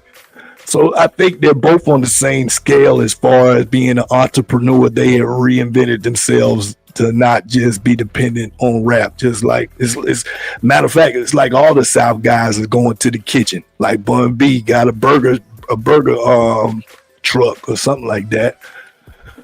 So yeah, but my quick rebuttal before we move forward. I mean influence. When Juvenile came out, people was wearing that Soldier rag. People was wearing on Reeboks and Jabos. That was a Juvenile swag. That's influence. And even up to recently, one of the greatest, I don't like him personally, but Drake, he did a song sampling Juvenile, back that thing up, song called Practicing. Even Kanye West sampled that thing do it. You know what I'm saying? That's influence. I got you. Any Trick Daddy remixes. People going into that Trick Daddy bag and remixing stuff. That's a good. I wasn't looking at it from that perspective. You were talking about, I guess, overall. It could be innocence, or people looking up to you, admiring you, and trying to redo your work. That's influence to me. Like, you know what I'm saying? He may not be a current trendsetter. Yeah, trendsetter. Well, I said, I'm crazy. Yeah, you know what I'm saying? I understood, but you're right. In that perspective, I'd have to agree with you more. As far as his music being repurposed, in that perspective, I guess I was really kind of being narrow-minded and just looking at where he's at and seeing how they respect him there. But Hollywood, you gotta understand. He introduced the whole world to New Orleans culture. You didn't know. You know what I'm saying? That was big, man. Facts. I don't think No Limit represent New Orleans like Cash Money did. Because New Orleans, man, had a lot of that California stuff in it. But that's another subject. Yeah, I can't. I have to disagree. I have to disagree. We can save it. We can save it for another day because that's gonna be Yeah, good. because when No Limit came out, brother, it was an album every month. So they already had exposure before Juvie. But when are you gonna be honest? You say what now? When are you gonna be honest? About what? I was. How many of them albums was even good? Just because they came out every week, he dropped a lot. I mean, back then at Southeast High School, bro, we was listening to all of them. We was listening to even the R&B album. I mean, it was they had Sons of Funk, and you had Mystical. Didn't even Silk the Shocker, even though he had a really dyslexic style. Them beats, These by the Pounds was just. It was everybody's cheat code. So I mean, then you had Mac, then you had then of course you had Master P, then of course you had C Murder, then of course you had Mr. Magic, then of course come on, man, it was too many. Like all them dudes now, was their albums, was their overall albums good? No, it was only a handful of them. But nonetheless, every one of those albums had a single that if I hear it, I'll be like, okay, I remember that.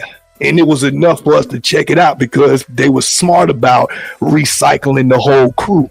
Everybody's album that comes out, all it did was recycle the whole roster. And so for whatever, and that was new. We wasn't used to that, especially coming from the South to have such a high frequency of music. CDs was at the height, at that time. So, you didn't have no streaming. So you wanted to fill up something in your Rolodex. I mean, in your album collection. So to me, everybody was looking out when No Limit was dropping. Man, they had better album covers than the music. We can move forward. We can close this. Let's get on to the next subject. That's a fact. A couple more things we got to touch on tonight before we close it out. But yeah, man, we're going into our next one. So, like you said, though. Is that really like, is it a tie? Yeah, we're gonna do a non-decision tie. Draw. It's a draw. Yeah, it's a draw. They both kings in their own respect. And like I said, they both put on for our region the dirty South. So we gotta love them both. Facts. Yeah, salute to both of them. Great artists in they own outright. That's a big fact. Shout out to both of them. And let's get on to our next topic. In the middle of the ocean with your wife and your child, and it's still a young child. Both of them get lodged into the water. My wife. You're gonna save your wife? Hell yeah. Why? It's my wife. Period. That's it. I love my wife before I love my child. How the could I choose my child over something or someone that created you? I come respectfully. I gotta make another one because I can't make I cannot make the same woman I love. It's impossible. It's impossible. Like you can't play with love. Like real talk. And this ain't for people that's inspiring to be loved or living in just bought an apartment with each other, conversation. Nah, it is real. So I know that kid, we wasn't meant for you. Being husband and wife, biblically speaking, is completely different. The way that you show up in your relationship, how you show up for your partner, the things that you go through and how you grow through the things that life throws at you is completely different than when you're just married. So that being said, scenario, you're on a boat in the middle of the ocean with your wife and your child, and it's still a young child. Both of them get lodged into the water. My wife. You're gonna save your wife? Hell yeah. Why? It's my wife.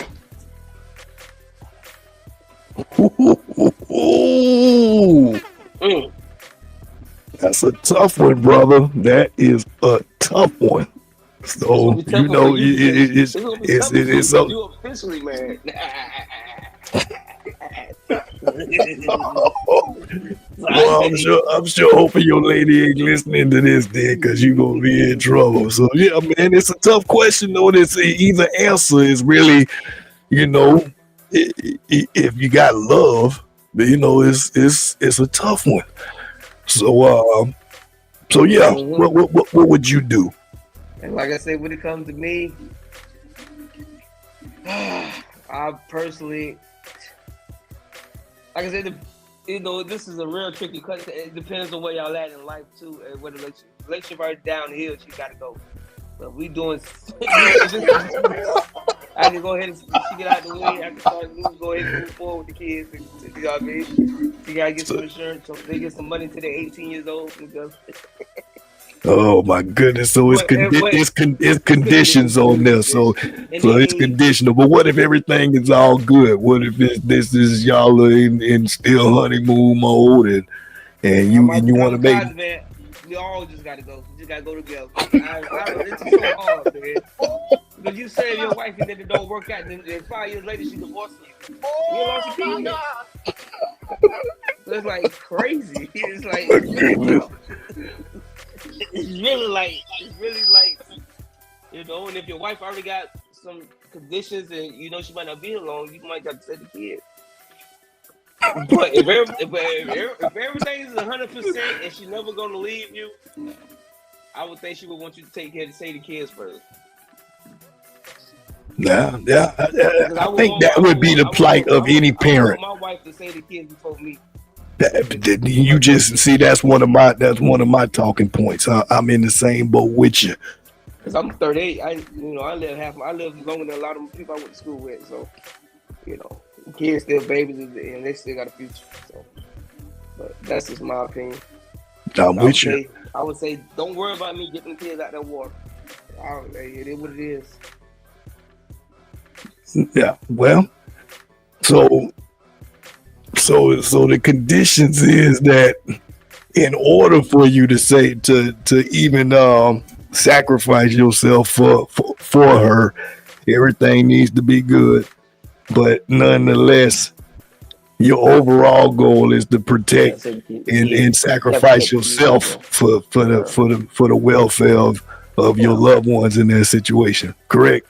Yeah, for sure. I always feel like it's always, you know, like I said, it depends. Now, if I'm in better condition than a wife, then she might have to go sacrifice her stuff. You know, if she already got in bad condition, got a parking pad, handicap parking side. Oh, you know, my goodness! I was in real time though. In real time, I gotta get. You know, it said. I mean, I think the Bible say if you go by the Bible, I think they say the wife before anything. Because I'm correct on that. I don't know about no specific scripture that's saying that, but it's saying that. The scripture where they talk about you shouldn't put nobody before your wife or something, or your freaking. Well, you shouldn't put your family before your wife or something. I might be tripping. I'm not gonna act like I know the whole Bible back and forth, but these are scriptures that I am aware of that the Bible says that the man should love his wife as Christ loved the church. So that shows a level of sacrifice. Then there's another scripture that says there's no greater sacrifice than a person sacrificing themselves for their friends. So if you look at that, I'm sorry, God, I'm so sorry. Oh, that ain't funny. Yep. So so those are keys to showing myself that, I mean, for me, of the sacrifice that goes into it. But I think Walker talk, he got to be talking like he was in his 20s. Because, you know. Yeah, you could tell. I mean. He's not talking about somebody in their 50s or 40s because the kids are probably like, would you say of a teenage child before your wife? They're like 15? And see, I know he's got a teenage child. Mm-hmm. If I'm not mistaken, he has a teenager. I think that's a stepchild. I don't know if he got no real kid. Oh, well, that would make sense. Mm-hmm. do my Googles, man. That's why I have to keep. Yeah, please keep us in facts. I think I just saw a video or something where. Not have any biological children. So it's Look at that. Look at that. See, he can't even fathom. That's just like somebody giving somebody a condolence for a loved one that they've never experienced. You know, it's you can say, my condolences of hey, I know how it feels. I'm never the person to ever say that anyway. I don't use that to say, yeah, I know how you feel. I don't care how closely it resembles. I'm gonna just speak my truth. I'm not going to tell you I know how it feels because I don't know how you feel unless you voiced it to me. But even then, that's not going to be my go-to to say that. So, but nonetheless, this to me resonates with how the way I judge things. I really wouldn't appreciate advice from somebody who hasn't done what I'm doing. Yeah, exactly. And now, go ahead. I'm sorry. No, go ahead. No, and one more thing, man. Even in the jungle, the mom and dads, they'll sacrifice themselves so the kids can try to make it. So it's not as natural as it is to say the kids. That's always the natural reaction to say the kids. Even for me, if I see some kids in the house burned down, I might risk my life to try to get the kids out. Even if they ain't even mine. Because this is almost like a natural you always try to say the kids. Even the animals got sense like that. So you know what? I sacrifice my life for these kids so they can at least try to make it. Remember the woman who they found in the lake?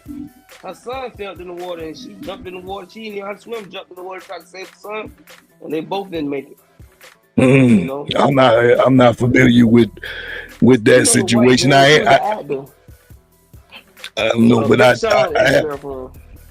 you say who? Big Sean ex-girlfriend. But I'm just saying. But here nor there is just that this natural action is y'all try to say to kids. Facts. I mean, there was that story I just told you that I seen earlier this week with the mama who was putting open arms to her son that just got released from prison, and her youngest child. They both end up getting killed. Everybody's using now unalived. It sounds weird to me. You've been seeing people use that? What's that? Unalived instead of saying dead or killed. They say, if you're trying to get monetized, you can't say it. Kill. You can't say like words like we ain't monetized yet, but in the future, you can't say words like suicide. You can't say the RAPE word. Really? They say so I mean, they delete it. So when you get a big enough audience, because people hate, some people hate on people's YouTube videos, and then they report it. So a lot of YouTube they just get reported, and then that can get you to be monetized. So you got to say delete it before they delete it themselves, unalive themselves. I'm glad you put me on game with that, because that you can't say the trans word. That's why I was getting ready to say I'm more familiar when it comes to the I'm more familiar when it comes to dealing with the alphabet. But I wasn't aware of this. That makes sense. But that's, to me, that's very vague, because even on the news, you're not going to hear a reporter going to a tragedy scene and say that people were unalived. They're going to still say dead. They're still going to say that, 7 people died. Unfortunately, they're going to say 7 people are dead or killed. These words are still relevant now. Versus you using now when you're saying something like a derogatory term, like for somebody saying the name of an African American or any other ethnic group and using the slang words for that, I agree. Or using a derogatory word for any community that's out there. That to me is means and grounds to use that enforcement. But it's tricky. I'm telling you, YouTube streets is tricky. Yeah, well, when you got to go through, let me say it better way. When we're dependent on those routes, then The platforms, yeah. then what Right, can we right, do right. about it? It's just like going to Walmart. It's like, it's 100 people and they only got 2 lines open. What you gonna do? You gonna push that cart away with the stuff and just say, I'm good? Or you gonna wait? It just depends on how bad you need them groceries and what time of night it is. Because I know I did a whole bunch of late night shopping well past the time when Publix and Big Lots and all the little janky little stores that I be using, them places was closed. Walmart was 24 hours. I think they closed around 11 o'clock now. Even still, ain't nobody competing with that. Nope. And so I think you just gonna have to go with go with what they say. Another thing, since you don't cuss anyway, but if you was a cursing show, you have to wait for like after the first 3 minutes for they'll be monetized. That's why a lot of YouTube shows at the beginning of their shows they block out all the cuss words to a certain time frame, then they start letting you know. But we don't cuss anyway, so you ain't gotta worry about that problem. But if you ever, that's just no. I don't know, but it really don't make sense. I guess because the ads paying these people, man. But nothing makes sense. Because you can say the N word all day long, and like I feel like it's more harmful than saying somebody took themselves out. Like you can't even really say take yourself out. You gotta say like you shouldn't have to say no cold words. If something is fact, you should say it. Facts. But yeah, as far as my perspective for if I had to choose my wife or child, you opened up the door for me. I mean, my first go-to is to sacrifice myself. I'm not that person I deal with a lot of stuff in my life that I have some mental issues with. Now I'm gonna open up that on later issues about mental health. But as far as for when it comes to my loved ones, I'm always gonna put myself in the line of fire. I'm always going to do my best to humble myself and try to work something out, even if I disagree. So when it comes to a life or death situation, like, of course it's heightened for my wife. Of course it's heightened for my children. So number one, I'm going to sacrifice me. Number two, if I had to think about it, because devil's advocate's gonna say, well, would she do the same thing? I don't think that, but I know that would be a response of what somebody might say, who's listening to me and say, well, I bet he didn't think about does she feel that same way, and it'd be but we don't expect them to though. We expect them to try to get the children first.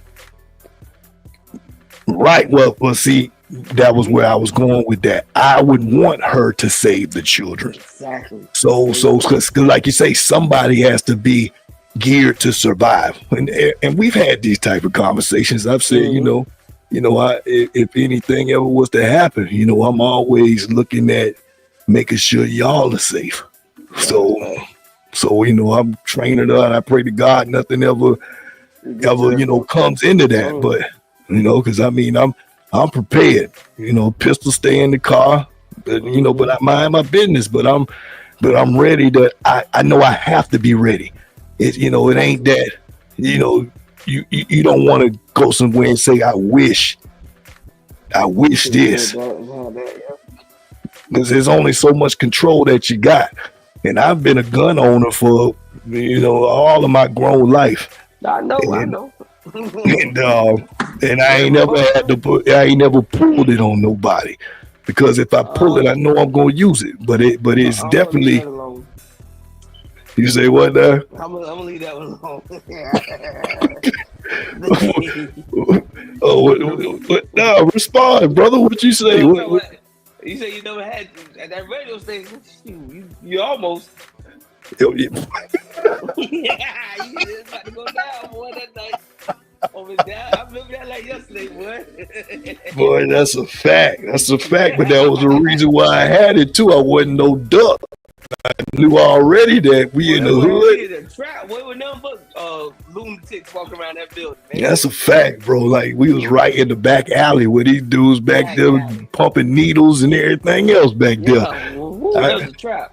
I heard some rustling on the ground. I was like, man, what? I remember that like yesterday. I did not like that feeling. I said, man, yeah, I definitely gotta stay strapped in. And well, there's a whole nother story attached to that.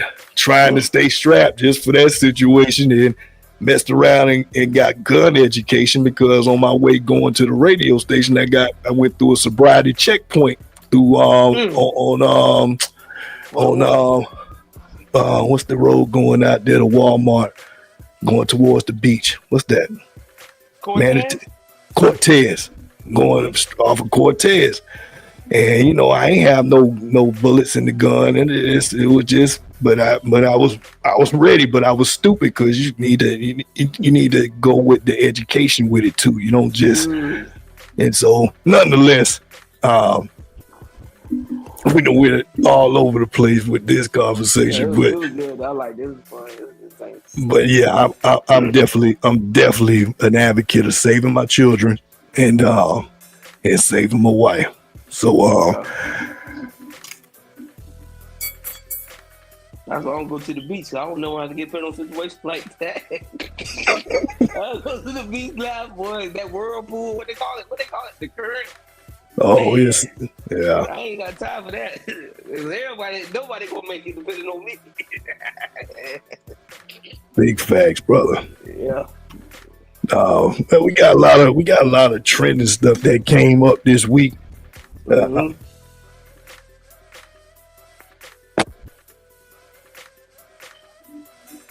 Let's get to some trending topics here. Yeah.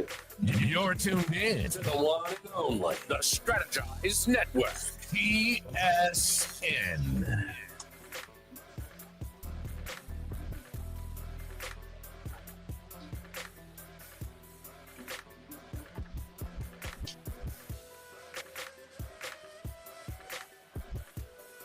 Oh my God!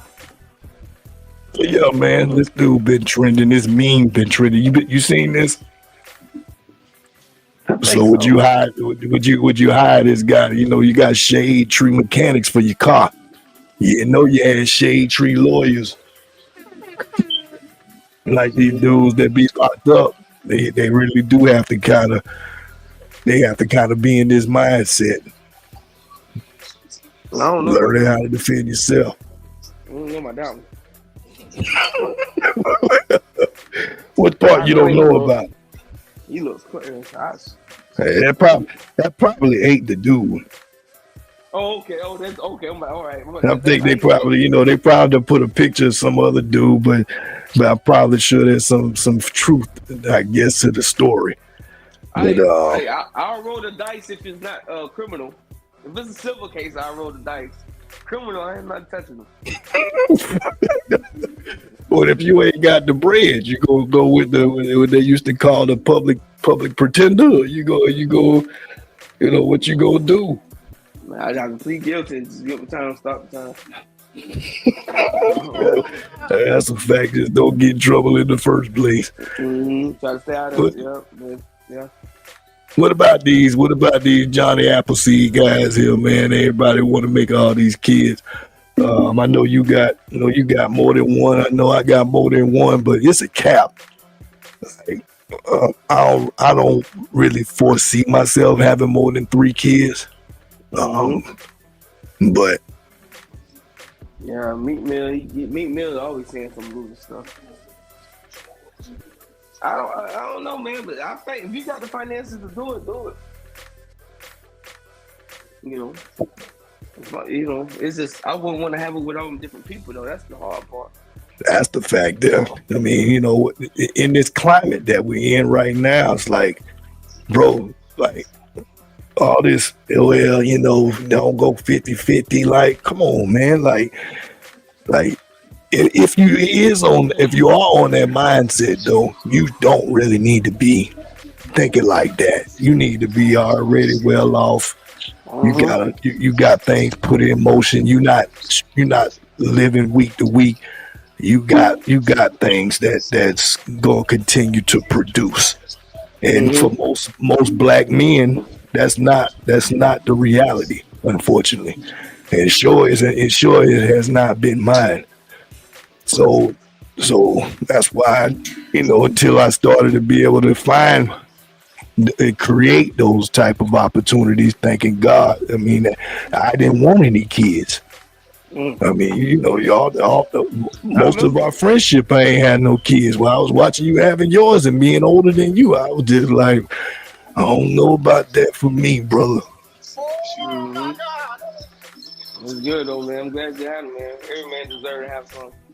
That's a fact, but when you're a good father like yourself, that's staying in your kids' life and doing what you can to show them that a man is not about what he possesses, but it's about his presence.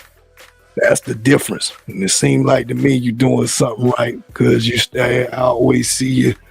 I mean, not see, but I hear you always involving something in whatever that you're dealing with the kids. Yeah, you got to, man. At the end of the day, the kids all you got, man. Fact. So what you think about this street cred stuff here, man, with Chef, who is Chef G? You heard this dude before? I know he's from New York. I don't listen to New York guys too much. Was that one of the dudes that was on the Trump campaign? Yes, sir. That's why he got this deal. That's what it is. I knew he looked familiar and didn't think about it till just now. So he was one of them two rappers he brought up. Yeah, all that stuff will play. Say this clickbait up. No, it's true. That's what he did though. He pleaded out, and the rest of his homeboys gonna do less time. Do you know any dudes or any other stories of dudes these days that's claiming to be in the streets? I mean, how the way he presenting himself, I don't know if he a street dude or he just looks street. He's street. Yeah, he's street for sure. So, all that keeping it 100, all that, all these different cliches about trying to, I'm a ride for my homies. Like, how often do you hear these type of stories? Not often, but he's solid though. He did his friends are solid. I give him credit. Well, I gotta say the same thing for me and Frank Nitt. Like, when we was in the military, I can say it now because it don't hold me down. But we was making stupid decisions, and our brotherhood was cemented because of when it was a time that we both was finna go down. I didn't see a point of us both going down for it, so I took the whole situation and said, and I didn't think nothing of it. To be honest with you, it wasn't like I was thinking, he owed me one for this type of deal. That's my brother. I knew what he had on the plate, so it wasn't about what he could do for me. I just already knew the bond was solid. We've had our disagreements, and we done had one today.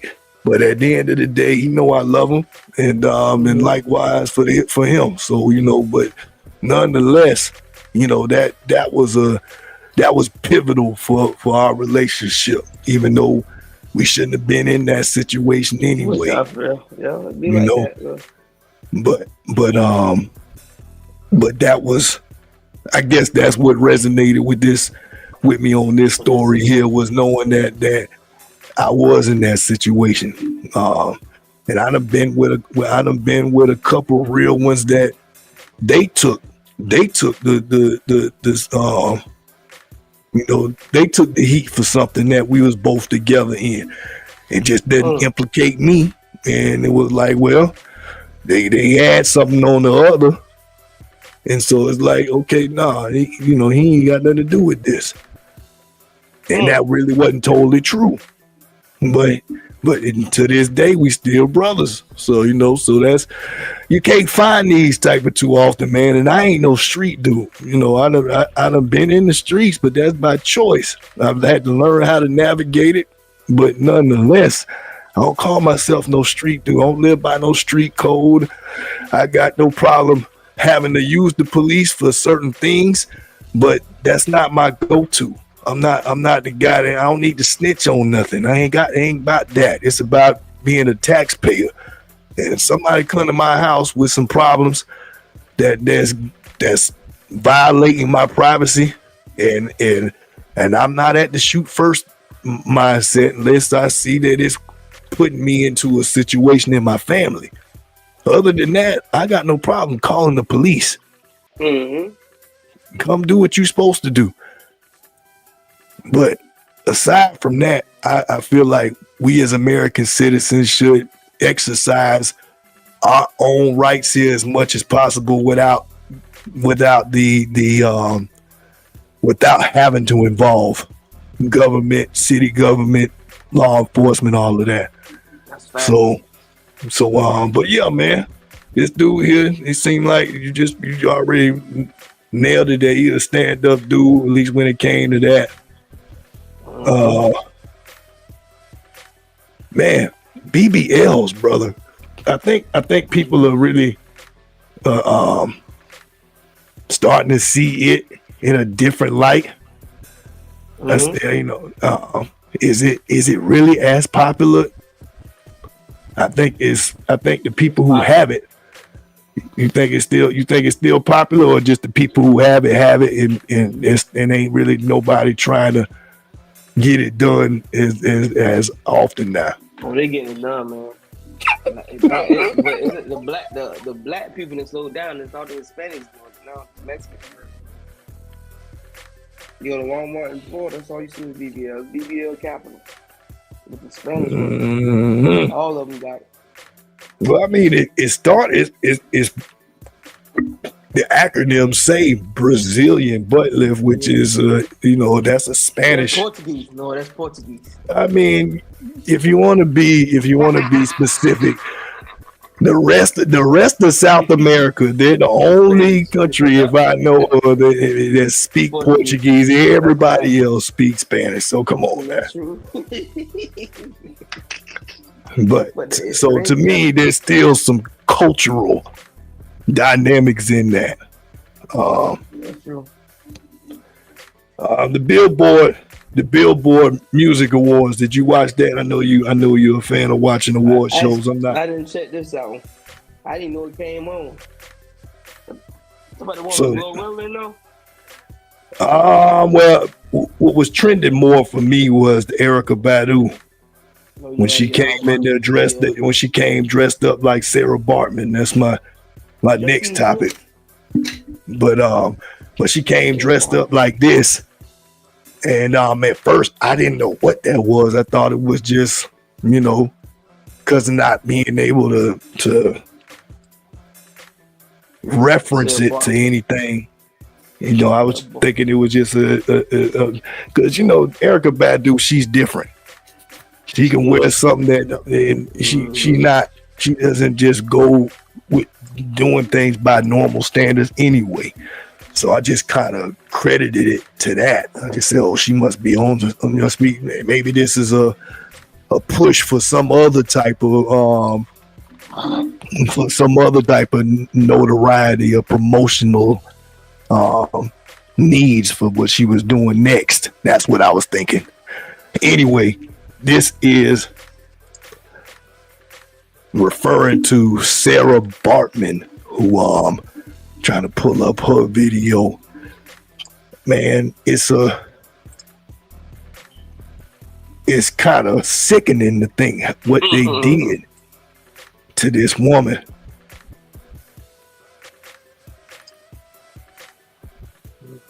But tell me what you know about her. Oh man, she's on camera. She's a camera dude. I just did my research. What I know so far, from what my boy said, I'm about to put that shit on real quick. Yeah, that's that Kanye. That's the wrong one. Yeah, we'll get back to him. This woman, I'm doing research. They say she might have had a disease. That's why she was in that shape. Yeah, like lymphedema. That's a disease with your legs and your butt, abnormal buildup. Blue and Pat. I can only imagine Deke being in on the conversation right now and him trying He to. was told up. He was told up. But it's a chronicle illness. Studying a woman by the name of Sarah Bartman. Yeah. Yeah, I'm sorry, brother. Go ahead. Yeah, so basically, they dehumanized. They treated her real bad, man. They did her bad, man. They treated her like she was a zoo pet. Yeah, because she was during the 19th century in Europe. You know, they was using her in these different exhibitions, like a freak show, and so you know she was called Hottentot Venus. I think was a stage name. Oh, that's the movie name. Yeah, you're right. Hottentot Venus. Yeah. And yeah, she was touring in these different freak shows. That's what they would call it, freak shows. I guess that's probably the beginning of the circus, like Barnum and Bailey, where they show the tall man and the fat woman and the babies, the babies that they have, the Cyclops babies, the monkey babies, the monkey men. So I think she probably fit in with that, but you never seen another spinoff of her. Nope. You know, them other folks, you can find somebody that it's kind of like the Ronald McDonald. Like all you gotta do is just put face paint on him, and he becomes the next clown. It's like they can find people to kind of. Well, I know personally because I know another adult actress now with the same disease she got. But that's just might be so somebody who doing porno, you say it is the same. Yeah, it got yep. Everything it's just a lot of cellulite and it look just like that. But see, to be honest, I mean, there's a lot of women, period, that I see that have like, especially the legs wise, the legs like that. They start to get that's what they call cottage cheese. So I mean, but as far as her butt, her butt shape is I've seen that too. I've seen a lot of aunties and grandmas. I still see them in Walmart. In the hood, I see them like and it's the natural. Like I know when I was in church, half of the grandmothers that was in there, they look like that. Yeah, they still had the African in them, that African in and out. That's a South African thing right there, brother. I mean, they weigh like. She died. It's crazy. She died at 26 years old. Wow. Yep. And they it's crazy, man, because they tell man the world messed up, man. They had another black dude they had in the freak shows. They treated him bad. Let's check out this video real fast. Remember this. To all the sisters who are either getting BBLs, considering getting them, or already have them, please study Sarah Bartman, the Venus Hottentot, who the Europeans were experimenting on and studying her body because they were trying to figure out why her buttocks, her gluteus medius and maximus, her butt was so big. They had her body in the museum in Paris until the early 2000s. Then they brought her body back to Africa to bury it. They put her body in a museum. They were experimenting on this black woman, looking at her body, and it was so bad they would put her in the traveling circus, then into the underground orgy market all over Europe, and they would use her body as an aphrodisiac. So when they would have these orgies, they would walk up in on a line and touch her vagina and get tantalized and walk over there and start having sex in the corner. And oh my God, that's what they did with her. Now you do it willingly. Sarah Bartman is who y'all are following. Shout out to Dream Doll, who just came out and said, I'm tired of this surgery and keeping up these BBLs. I want to get all of this removed. Wow. Shout out to Black China, who said, I'm no longer interested in this. You're tuned in to the one and only, the Strategize Network, TSN.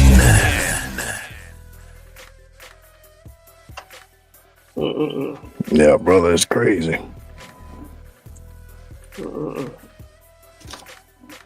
But I mean, what? So I guess I have to do a little bit more research, but I'm gonna just use the Erica Badu reference just for. I guess maybe she's just trying to bring some light to it. But how much do you feel like? I mean, I guess you already did answer that question as far as you how the way you feel that it's affecting our communities. I couldn't imagine. I don't have any daughters, so I can't say what that would be for me. But I would never want to hear my wife or daughter or any woman around me speaking on, oh, they need to enhance their body. It's just, you gotta be happy with what you got. And it's a sign that they're headed towards sex work. You say what? I feel like women who do modifications to their body to improve, they headed towards sex work. They headed towards doing sex work. Yeah, man. They ain't upgrading for you, they upgrading for the other folks. Well, I'm not going to necessarily. Listen, this lady named Ruby Rose just came out. I don't know if you know her. She said she won't date no man who made less than $5 million. Okay. And she got no modification. That's how Anthony Edwards got set up. His baby mama, modification. Girls getting modified and trying to get a lick, or they still in their body. You know, that's the new way. That's what they doing. They doing this to increase their value. They're not doing this for their personal gain. I got you. So basically, women are doing this in order to. That's the investing. Instead of investing into a career, their career is to get a dude trapped and get that $1 million payoff, get that baby, like Anthony Edwards. Exactly. This is what they do. And some of them win and some of them don't. But that's what they doing. It's all this stuff. This stuff ain't for their health. They ain't doing that for their health. That's fact. My goodness, well. You don't see what happens to these people's bodies when they turn 70. A lot of people might not live long with this crap.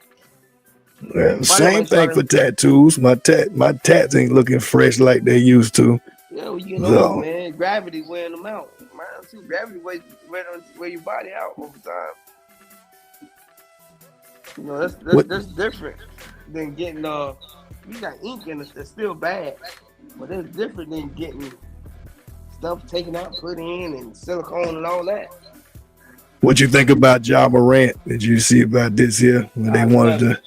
I love it. Keep doing it. They need ratings, man. Let them do what they do. I could have sworn I just saw on college though that the player did that and he got reprimanded for it. Yeah, they doing it. So sports is fun, man. So do you think that it should be a difference for whether you're doing collegiate sports or whether you're doing professional, whether that changes your ability to demonstrate like that? Let me tell you something. I'm the only person who believes disrespect is needed in sports. That's how you sell the game. I don't know why they're trying to do all this. They're trying to make the people robots. Let them shoot their guns. You know, now they can't do the slime mouth thing when they wipe their nose. In the field, you can't do that no more. That's a $15,000 fine. They're talking about it's game related. Ouch. Oh, bro. Hey, I love these antics because it make me watch it. These sports need rivals. You need the showboater. You need a bad guy in sports. You need somebody everybody hates. That's what sports is about. LeBron, he almost like those. You need a John Morant, Anthony Edwards. These guys are totally opposite from LeBron. LeBron is the perfect father, daddy. These guys are thugs who can come thugs, but these guys, they build themselves. That's how they play. These the same dudes. You probably end up hurting at the park because they taunt and they know how to talk that trash. Trash talking always good for sports, man. That's how you sell the product. I agree. From that perspective, I think it's got to be controlled. But I mean, when you get melees that happen, like Ron Artest running into the stands because it wasn't like he did it, without being pushed. They threw stuff at him, and but I just think it leads. It can lead to situations like that. I mean, but then you look at hockey, where players are promoted to fight. Yeah. So it's a thin line there, man. It's a thin line. This is I like it. I'm all for it. This is that story I was talking about earlier. This is the one of the stories that have been reported about this. That's the mother that had the son that came home and killed her and his younger brother. That ain't nothing but the devil there. Ain't nothing but the devil, unreliable. That's Satan. Satan working overtime now, man. Big time, brother. What you think needs to happen to him? Public execution. He should get taken out. I'm so tired of people blaming mental illness on why he's doing this stuff. You know I get it. I mean, I can't. You can't say the devil made you do it type of stuff. Like, oh, but I understand about mental illness, and I understand that it can, lead to making some decisions that wasn't thought all the way through. But when you're talking about harming somebody out of that's not yourself and didn't put you in a position for your safety, then to me is unwarranted and you need to take accountability for that. Hopefully you didn't go out like a coward and killed yourself. Because most of them, that's their route. They don't want, they did it. But yeah, man, FAMU, shout out to my Rattlers. But man, they saying that the coach, that even though he's making about 250, that he's still in sports, but he's being an umpire to get extra money. I don't know of any other college coaches, even on the D1. I mean, on the level that FAMU's on, the MEAC conference, you got to still have a part-time job. That's tough, man. Yeah. I mean, but you've been experiencing stuff like that. I mean, you going in the coaching staff, but you ain't the head coach. So imagine that. I mean, even for the teams the high school teams that you was a part of the coaching staff, was any of those coaches working a part-time job, as far as you knew? Was unique in Manatee County. The thing about Manatee County, most of the coaches, they got to work at the school board. They prefer the coaches to be teachers and stuff, though. Facts. So they didn't. For my situation, no. But colleges should. I don't know if you make good money still. You shouldn't be having a head coach doing that. You think 250 is enough? 250 a game? No, that's for the year. 250,000? Yeah, 250 for the coaching job at FAM. Yeah, that's more than enough. That's what I was thinking, just based on just the level of influence right now. I mean, because they as much as I got my loyalty to the university, as far as in a sporting spectrum, they have to. There's still a lot more to do. I mean, because money has been used to redo the stadiums. I know the basketball stadium was under construction when I was out there. I graduated in 2015, and then shortly after that, I know they was working on the stadium, and now the stadium is looking ready now. So I mean, it's being positioned to compete with, as far as visuals and looking like, they ain't no backyard team. Because I mean, you go down to colleges like Bethune. I ain't been there in a minute, but it looked like a high school. It ain't, you wouldn't think that was collegiate sports, and it's sad just because it's an HBCU that people might think, oh, that's the standard. So FAM can't afford that, but they have lost coaches because of that check. They done came and gone, and you know, some of them going to be running back coaches and all kind of stuff, man. So, you know, but hey, I got nothing against them. You got to go get that bag. People want to say, yeah, like Deion should have stayed at Jackson State. You don't know what their plans are, because really the goal to me is to show the predominantly the white institutions that blacks can fill them roles too, because we know we're still fighting against that. I mean, we're fighting on it against the biggest levels. If we having coaching problems in the NFL, of course we're gonna have coaching problems in college. Just like when it was the stigma that white guys would be the only suitable quarterbacks.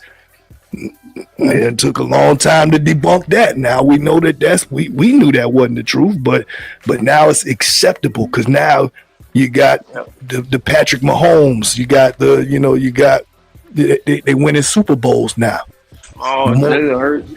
Jalen Hurts just winning the Super Bowl this year. You know, they're more than just a one-trick pony. You got the Lamar Jacksons that's close to getting it. Very close. And, you know, Michael Vick, I think, was one of the last household names as far as being a black quarterback that just showed that he had a few tricks under his sleeve, but nobody expected him to win no Super Bowl. Even when he came back and played with the Eagles, it was short-lived. These guys now, they've been able to feed off of those examples, just like coachings has been affected by those that have been coming before them. The Tony Dungy's that's won a Super Bowl. We've seen that it can happen. So chase that bag, man. And your boy, FAMU coach, he at FAU now. You say what now, brother? I said FAMU coach at FAU. Which one you talking about? The one who went to be the running back coach for Duke. Oh, so after that he only lasted for one season? Yeah, he got hired at FAU. What is the head coach? Yeah. See, jump off. It's a jump off. There's a springboard. Let me say that, because when you can go straight to a Division I as a head coach, not as a positions coach. I mean, even if you don't last long, now you've checked that off the list. Yep.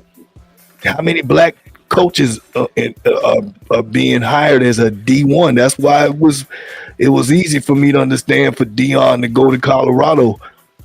Well, he wanted to leave that place so bad. He went to Colorado without a contract. Facts. No bag was there. He understood the level of his influence, his branding. And even for them to be, I think that his current record is 13-12. But he has definitely came there with his own agenda, bringing the people he wants. You can't ask for a better situation to me, out as far as is feeling like that you're in the driver's seat.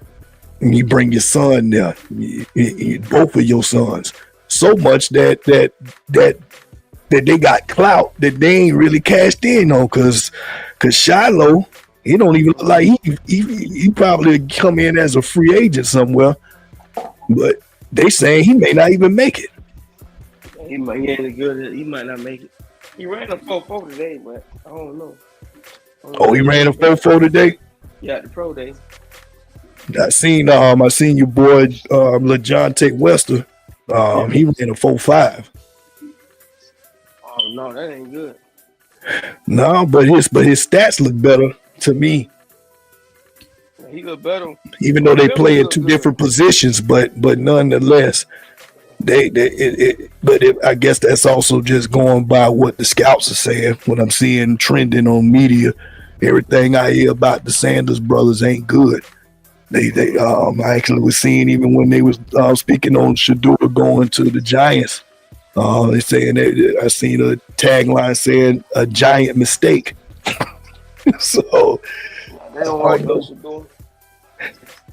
Do you really think? I mean, we had that discussion a couple weeks back about him versus Cam Ward, who would fare better. and I think you chose Cam. Mm. And right, you said you feel like he'll have a better career than Shador. Yeah, right now, yes. Yeah, I agree with you. I think he just looked good.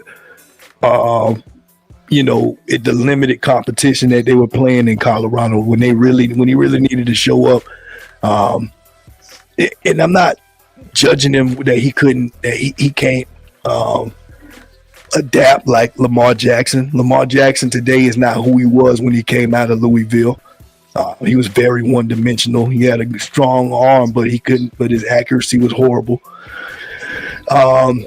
Shador reminds me of a EJ Manuel type of quarterback. Oh yeah.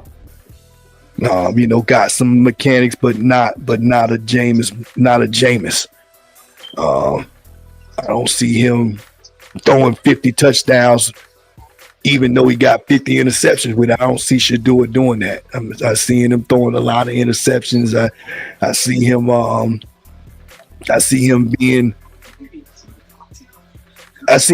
like a Justin Fields. I see that too.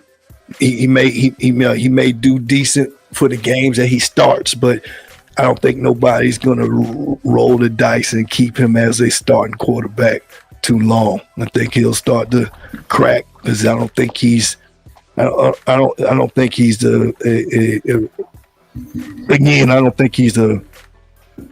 confident choice.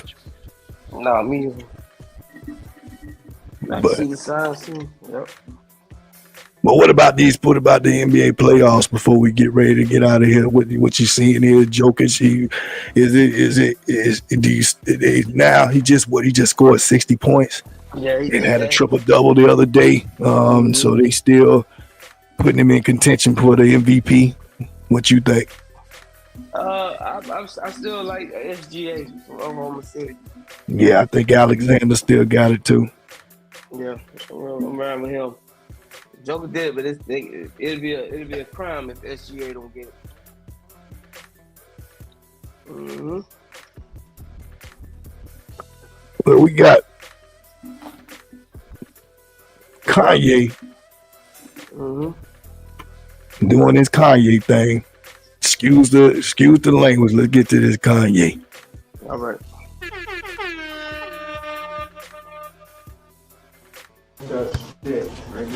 Wherever you want. You can sit right here. Yeah. What do you think? Okay. So it's like magnetic. So one goes in here. Oh shit! I think it fell. Is that? Oh yeah. She used the bust down chain too, man. Bro, took that Nazi chain and made it bust, but I wanted to wear it with this, but the part comes down a little bit too low. Like it need to sit right there. I got a white leather one and fall right in the perfect place. Really? Yeah. You got this made specifically. Absolutely. The leather, the nigga KKK shit. I think the best place for the photo. Can we move that to the side? Damn, can't move this shit. I love Kanye. He starts putting my security and other people around me to work. Move that, move this, move that. Watch. Nigga, we turn into like some IKEA moving people at this point. Oh my God! That man crazy. Man, we've been saying that for a while though. People when they see Kanye, that's what most people say as a word that he's not controllable. Kind of like how you say about Trump. It's like somebody who has enough ability to do what they want, still have a chance to have a bad reputation, and still can move forward. I mean, once everything got reversed out of his deal with Adidas after he got dropped, and then came back with an even bigger and better contract, Kanye really looks to be unstoppable. He's bringing a woman on the biggest stage. She butt naked. Yep. And she's of a other race. I mean, some of this stuff even looks very intentional. Like he's trying to make, and I'm sure it is. All this stuff is statements. I just don't understand the clothes. The clothes just don't make sense to me. You don't care.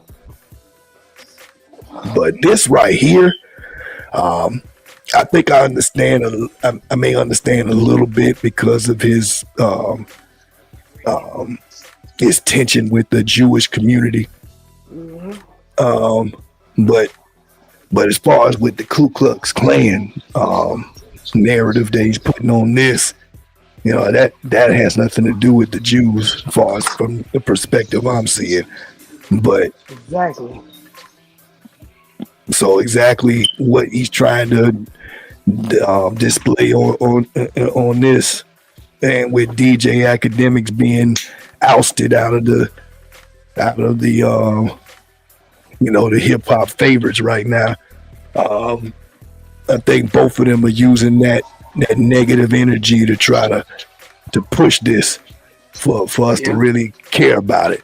Like, why are we listening to Kanye? Oh, he done put himself in a black Ku Klux Klan outfit. Why are we listening to DJ Academics? Oh, because he's interviewing Kanye with this. So both of them, it seems like it's some smoke and mirrors kind of playing with this in order for us to want to, we can't really fully see, but we see enough that it piques our interest, if that makes sense. That's how I see it. But is this, do you think that it's because of he got something running that he just need to keep his name relevant? Of course, yeah, he ran the play. So What you think it could be? What do you think that he's gearing us to be prepared for? I think he's trying to buy a company, and the Jews ain't gonna let him do it. That's why he keep attacking them. Yeah, but again, if you're saying that, what's the relevance of using the KKK reference though? Oh, to try to get out your deal. You know. I see you saying he wants to do things that just tarnishes his whole brand to make them want to. He said it. He's just doing whatever because he know nobody can do nothing to him. That's what he said out his own mouth. Facts. Can Kanye put out another album? He just did, Bully. Oh, really? How long ago was that? He keep putting down and taking down. It came out 3 days ago. You got Dave, that fat boy Dave Blunts on there. I listened to some of it. It's okay, but I really can't support Kanye right now. You listen to that Lil Durk album? Nah, man. I don't know song, but it ain't for me, man. Yeah, Big Frank had put me on to that Lil Durk album just dropped not long ago. He wanted me to see what I wanted to, what I felt about it.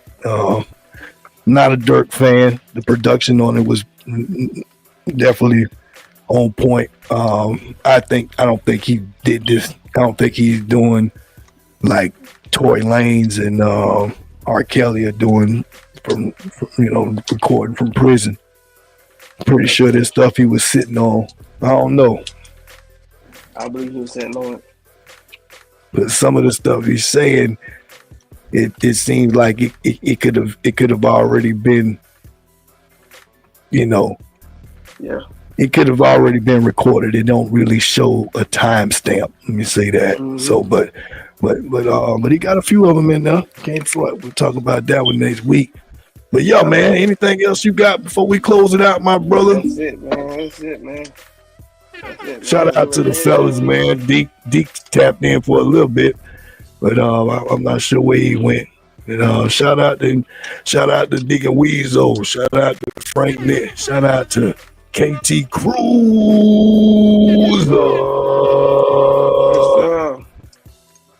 And you already know. All right, hit you up tomorrow, brother. Salute, my brother. Take it easy, brother.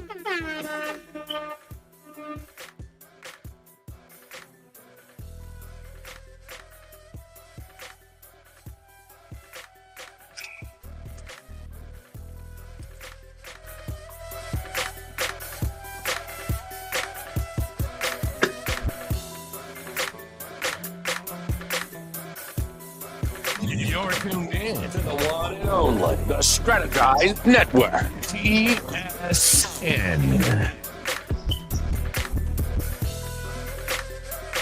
I don't know what you're doing. We strategizing today. Welcome to the network. This that Hollywood Red Show. You know it. This that Hollywood Red Show. What you doing? Tune in. Tune in.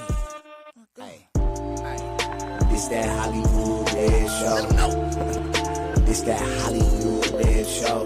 Hey. Tune in. What you doing? Tune in. Fire. You want to hear something crazy? Like, what? Nah, you ain't close to ready. Check this out.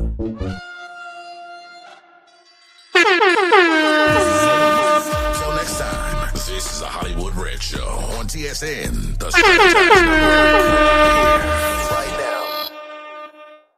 You're tuned in to the one and only, the Strategized Network, TSN.